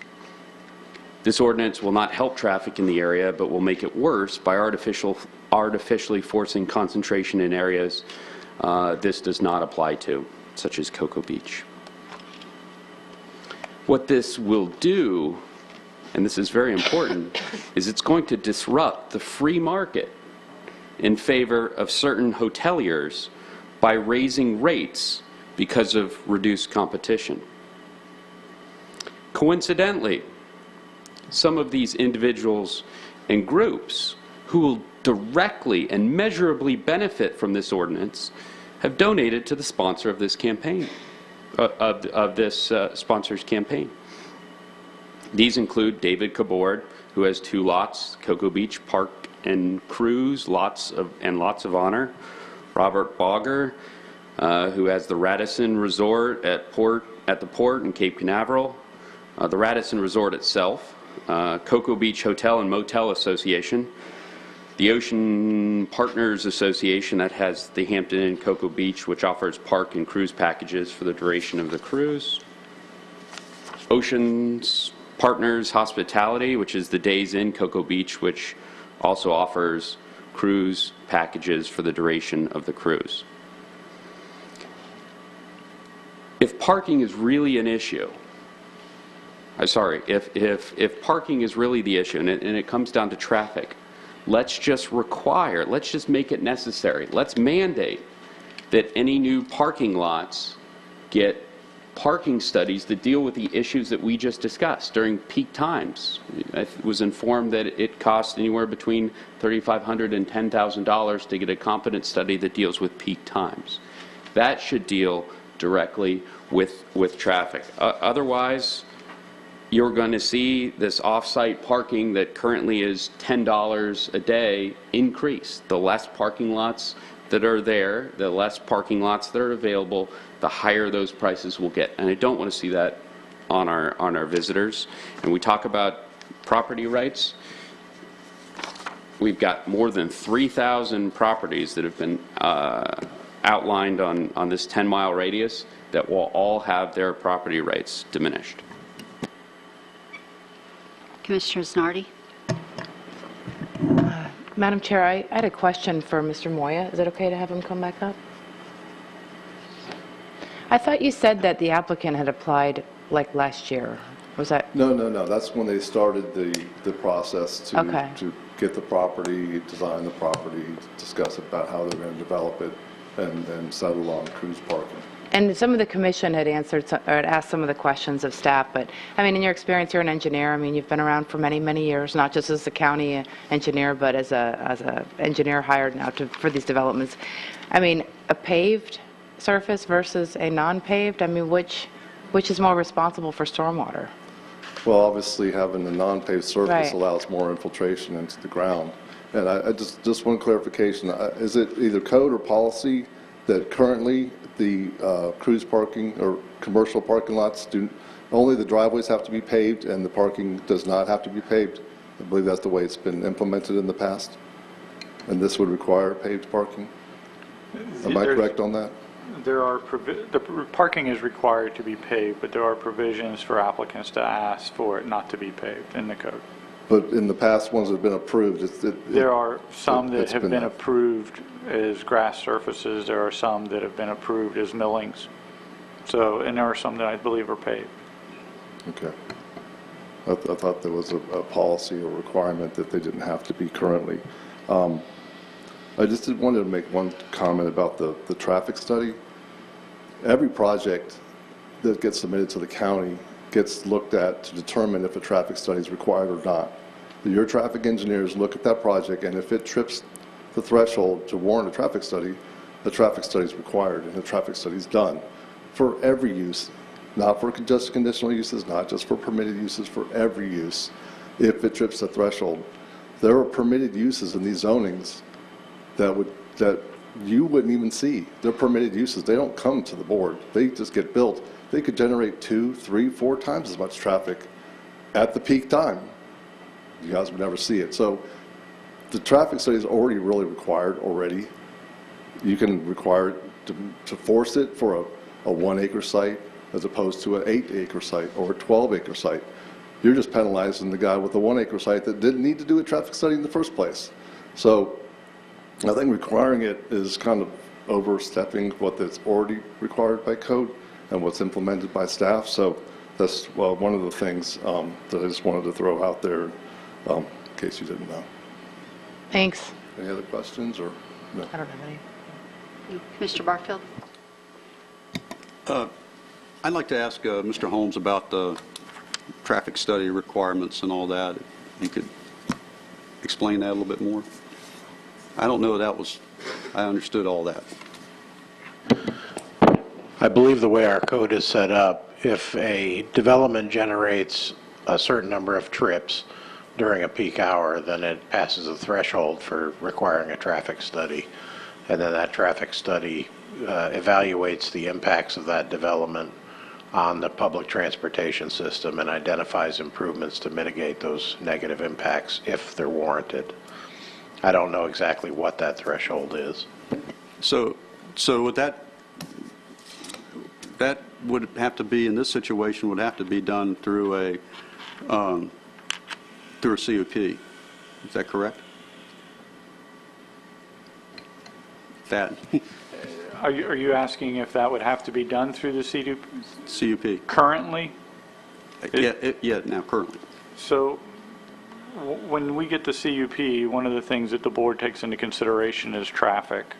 It's part of the package that you all look at.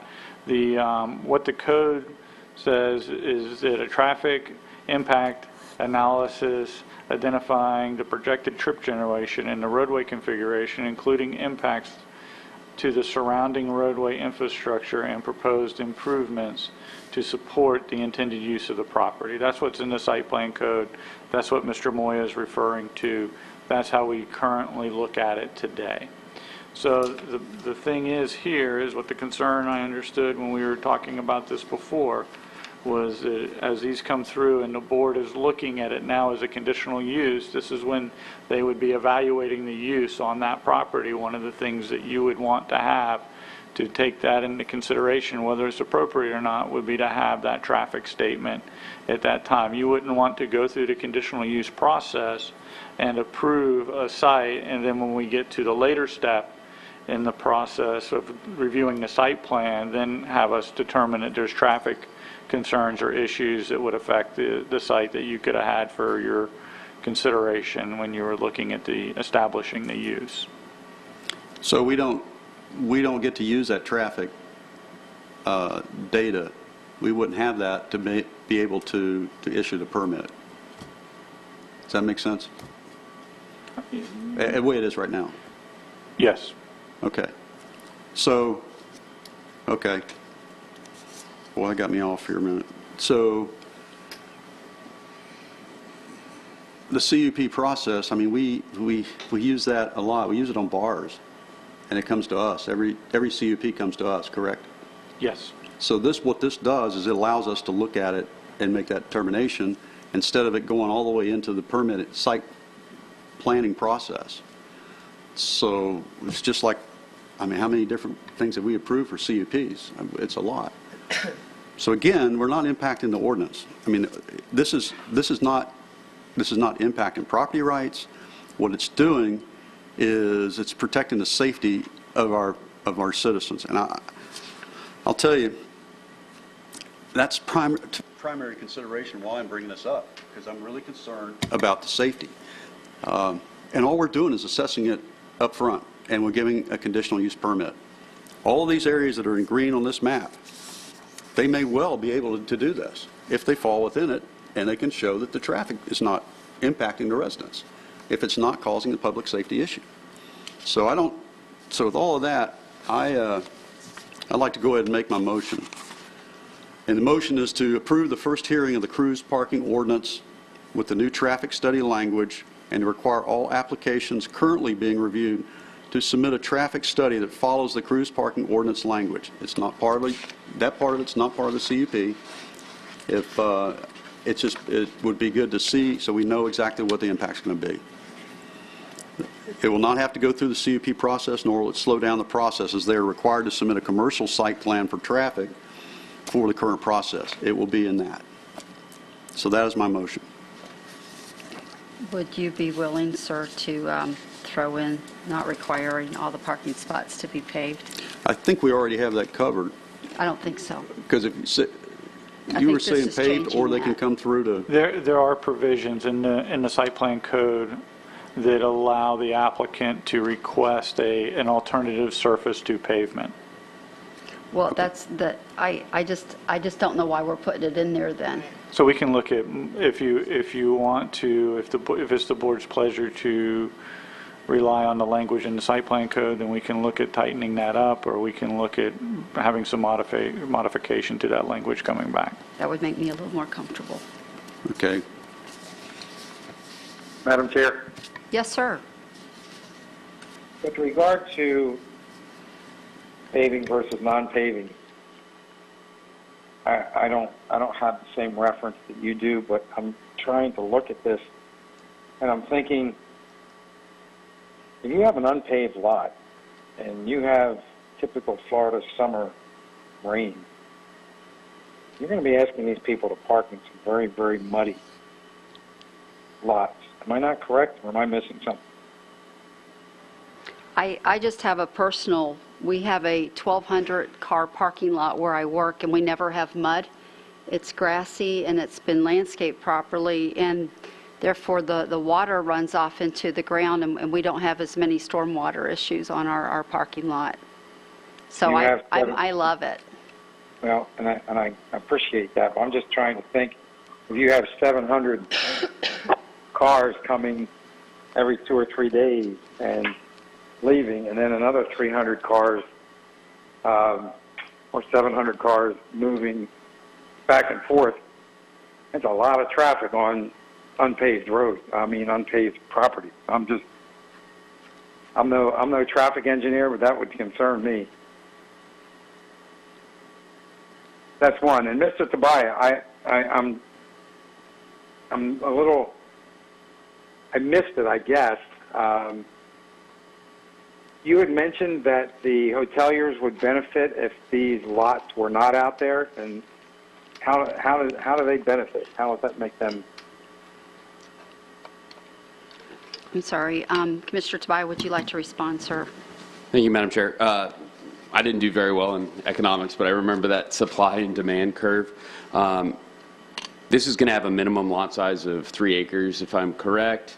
You could open a lot if you had 1 or 2 acres prior. You will not have that opportunity now. We outlined the 3,000 different pieces of property that would lose the ability to potentially have a lot without having to come to the board first. Tad mentioned how this would cause business costs to increase, thus there being less of a supply. When the supply goes up, demand goes up. Demand in this case would be the rates in which those hoteliers could charge, which right now sits at $10. The delta is $7 for the port, as they charge $17. So I imagine that it would settle somewhere in between that $10 and $17 range, depending on what the total number of spaces would be at the port. Either way, consumers would see higher, tourists or us that go on cruises would see higher rates. Well, I'm with you with the if I don't think it's necessary for anybody that wants to open a parking lot that they would have to come to the board. I'm with you there. I'm just missing. I guess what you're saying is that if those lots aren't developed and there are no lots out there, then the only alternative people have would be to park at the parking lots with the hoteliers on the beach. Is that what you're saying? Again, yes, and recall that my understanding is those fall within municipalities, so they would not be subject to the onerous regulations that we would be placing on parking lots located in county land.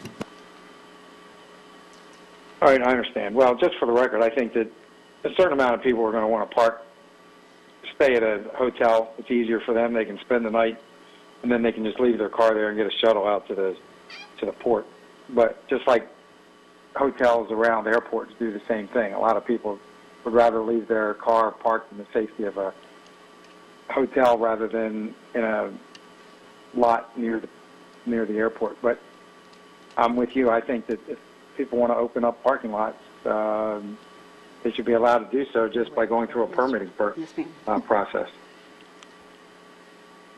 Are you finished, Commissioner Smith? I am. Okay, Commissioner Isnardi. I got lost a little bit waiting for my turn, and some questions were asked and answered, but my concern is that if we, in the past have used our discretion as to what triggers, a traffic study, now we're deterring anyone from even looking. I mean, I know that 100 parking lots aren't going to want to come into the port, but now we're deterring people because that's an added expense by automatically requiring them to do the traffic study, and that's a pretty large expense. So I don't know that it's wise of this board to just remove all, recommendation from county staff. I mean, I have a feeling that if you guys see that there's an issue there, it'll trigger that traffic study. It'll trigger you to require it. So I don't like the idea that it's an automatic thing as part of the ordinance, the way it sits. I think that's an unnecessary and burdensome expense, especially if it's not a very large parking lot. I mean, I would have to disagree. I mean, I've been down there enough. I mean, I may not live there, but cruises don't come and go at the same time. It's not like it's FPL where people are coming to work and they're coming at 9 o'clock and leaving at 5 o'clock every day. So I would, the 700 car thing coming and going at the same time. And I thought that the other gentleman brought up a great point. It's most people that park there, they take buses out of there. So you don't have that traffic coming in and out of there every, you have maybe larger units moving in and out, but not as many individual cars coming in and out constantly. So I think the traffic thing may be a little overstated. And I think Commissioner Smith also, too, I don't think it's mainly grass. I think that there's alternative surfaces like millings and gravel and other things that a lot of people use instead of just grass. So I don't think that, to avoid that mud problem that you're worried about. Thank you, ma'am. Well, I would leave that up to the county. They can, as far as I'm concerned, they deal with parking lots a lot more often than I do, and if they think it's not a big deal, then I don't think it's a big deal either. One other thought I just had since you guys were talking about this, the more parking lots that we have, I would think that would lessen traffic because then it wouldn't be as concentrated. But I don't know, that's just a random thought that just popped into my head. And if you're having buses take people or shuttles, pick up 3 and 5 people at a time or 4 and 5 cars worth of people at a time, that takes the traffic off the roads. Just some random thoughts. Commissioner Barfield? Well, first off, if you have 700 cars coming in at the same time, that's going to be an impact, especially if you're looking at 528 and Courtney and a bridge. It's a drawbridge. You're going to have major traffic jams. That's just the nature of the way it's going to be. I would offer that maybe to amend it to say paved surface or other terminology you just used, other acceptable or whatever. What we call it in the site plan code is alternative surfaces. Okay. So, because I know what you were talking about, somebody else mentioned it, the blocks with the grass in the middle of them, I understand that. So I'd amend it to that for all other alternative surfaces. But I'm adamant about this. I've looked at it. I live there. I know. My office is right there, and just the impact of one minor accident or something is amazing. But add another 700 cars at the same time trying to get off 528 onto Courtney, and you have multiple lights and then a bridge right there. And if there's an ambulance trying to come from the other way, they're not going to get through. Or if a fire truck's trying to get there. So I'm mostly and primarily concerned about the safety of my residents. And I believe that this is, if we don't do something with this now, down the road, we're going to say, wow, who were those guys? They should have done something. Because we're going to see major impacts. And I like to point out, too, that the primary one is District 2 and District 1, but District 3 and District 5 are out of that. But District 4 even has some, which I didn't know. So we have to get a control over this. This is not like a Walmart parking lot. This is a scheduled peak amount.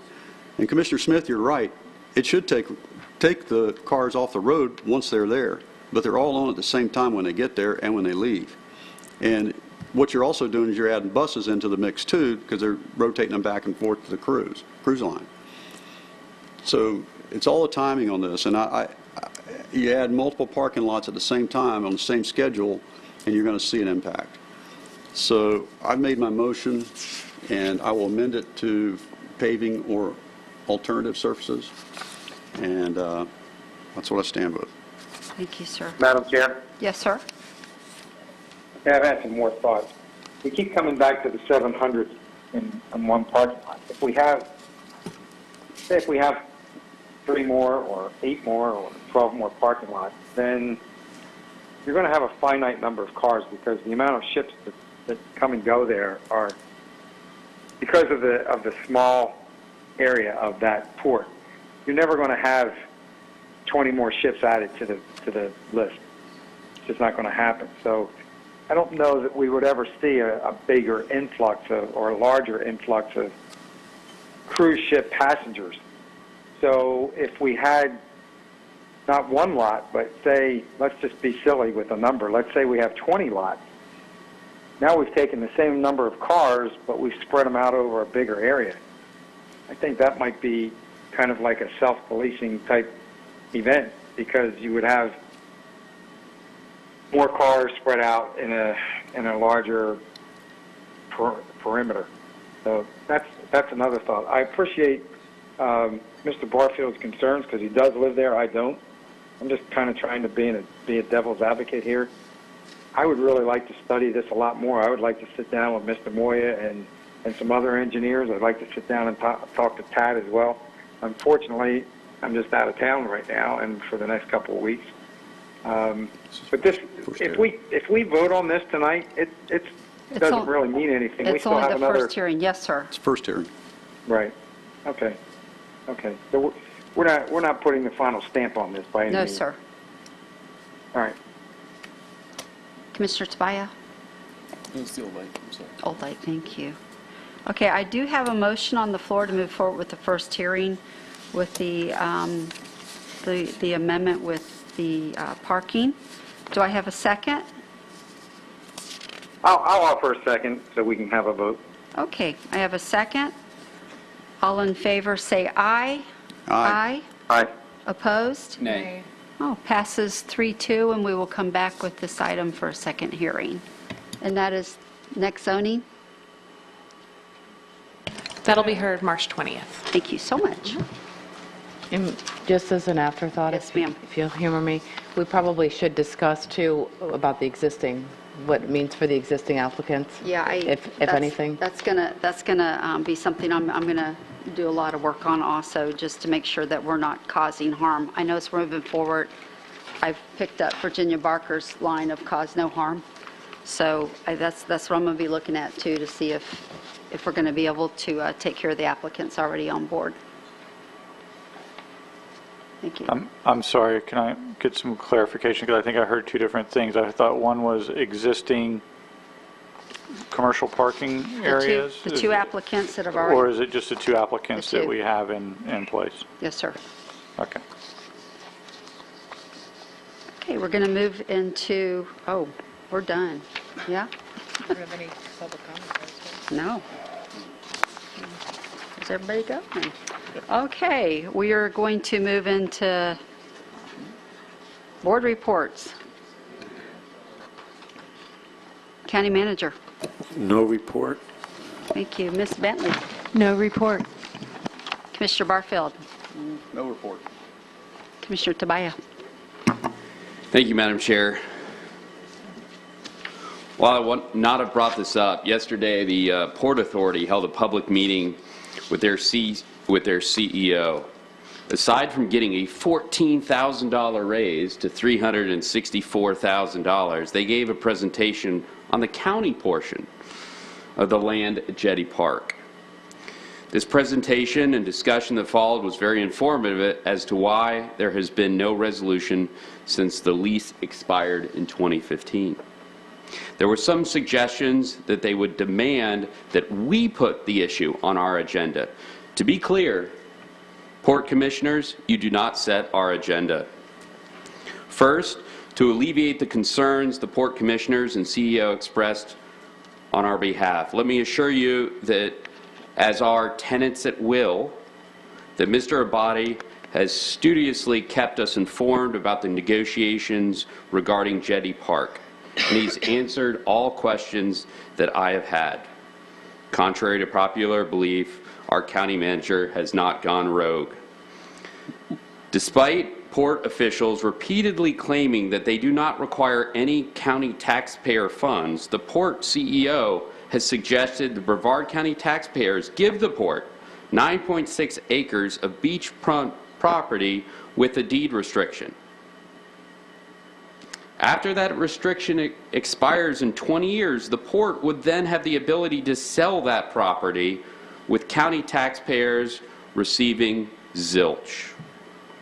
Meanwhile, Mr. Abadi has suggested a compromise in which we would all ask our holdover tenants and the amount of county taxpayers have invested for the benefit of the entire park.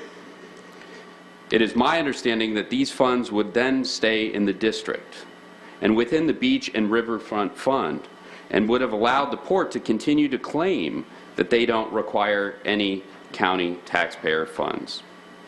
The ports have rejected all offers to compromise, failing to give their CEO any new direction at yesterday's meeting, still insisting that we allow them to take advantage of county taxpayers.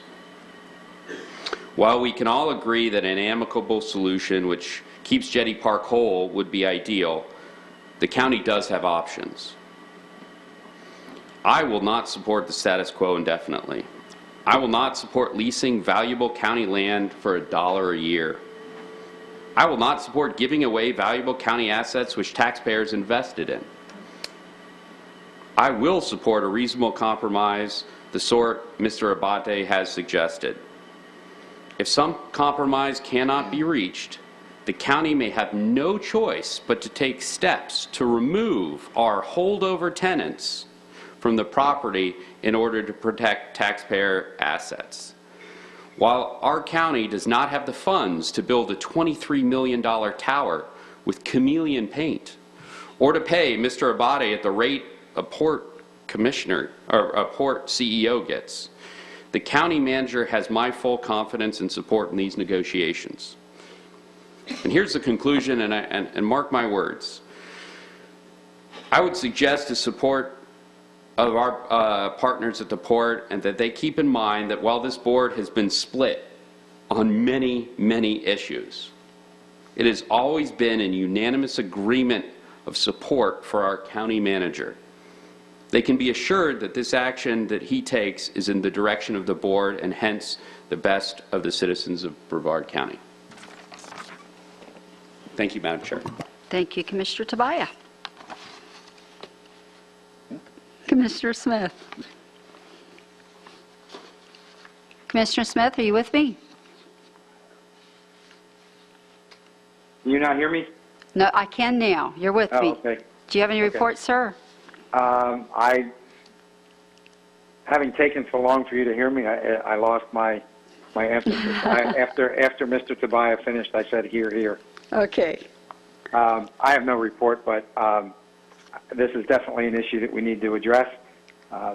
Several port commissioners approached me when I was chairman, and I was not available for a good amount of time in the fall when they were approaching me, and so it's fallen to Madam Chair and the board now moving forward to make a decision on what we're going to do with that property, and I welcome the discussion. I think that, as Mr. Tobias said, we can reach some kind of amicable agreement with these folks. I have every faith in Mr. Abate's ability to negotiate, and Mr. Abate and myself have had lengthy discussions about that very subject. So I'm quite confident that we'll all move together and be on the same page. So that's my report. Thank you, sir. Commissioner Isnardi. Yes. It was brought to my attention that I missed something last meeting when we were discussing appointing Eden Bentley as the interim county attorney. And I just want to make sure, and I'm not sure if I need a motion, and you could tell me that, Ms. Eden. I want to make sure that you're entitled to the same benefits and salary and everything in that role. And I don't want to just assume that it's so. And I didn't know if we had to make that formal. Yes, you do. Okay. Because it wasn't Eden that told me that. It was me that said, wait a second, I think we did this for Frank. So I guess is that appropriate to make a motion now? Yes, ma'am. Make sure I have a that- motion on the floor. Do I have a second? Second. Second by Commissioner Smith. All in favor say aye. Aye. Opposed? Passes 5-0. Thanks, that's all I have. Thank you, Ms. Bentley. Thank you. And I have no report other than, that's good, Commissioner Tobias. And County Manager, I have full confidence you're going to come back and work something out for us there. Okay, and I call this meeting adjourned.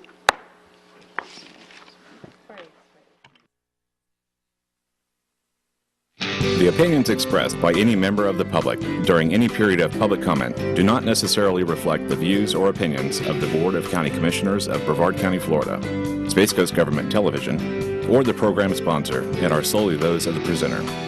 The Board of County Commissioners of Brevard County, Florida, Space Coast Government Television, and the program sponsor hereby expressly disclaim any and all responsibility or liability for any defamatory or slanderous statements expressed by any member of the public during any such period.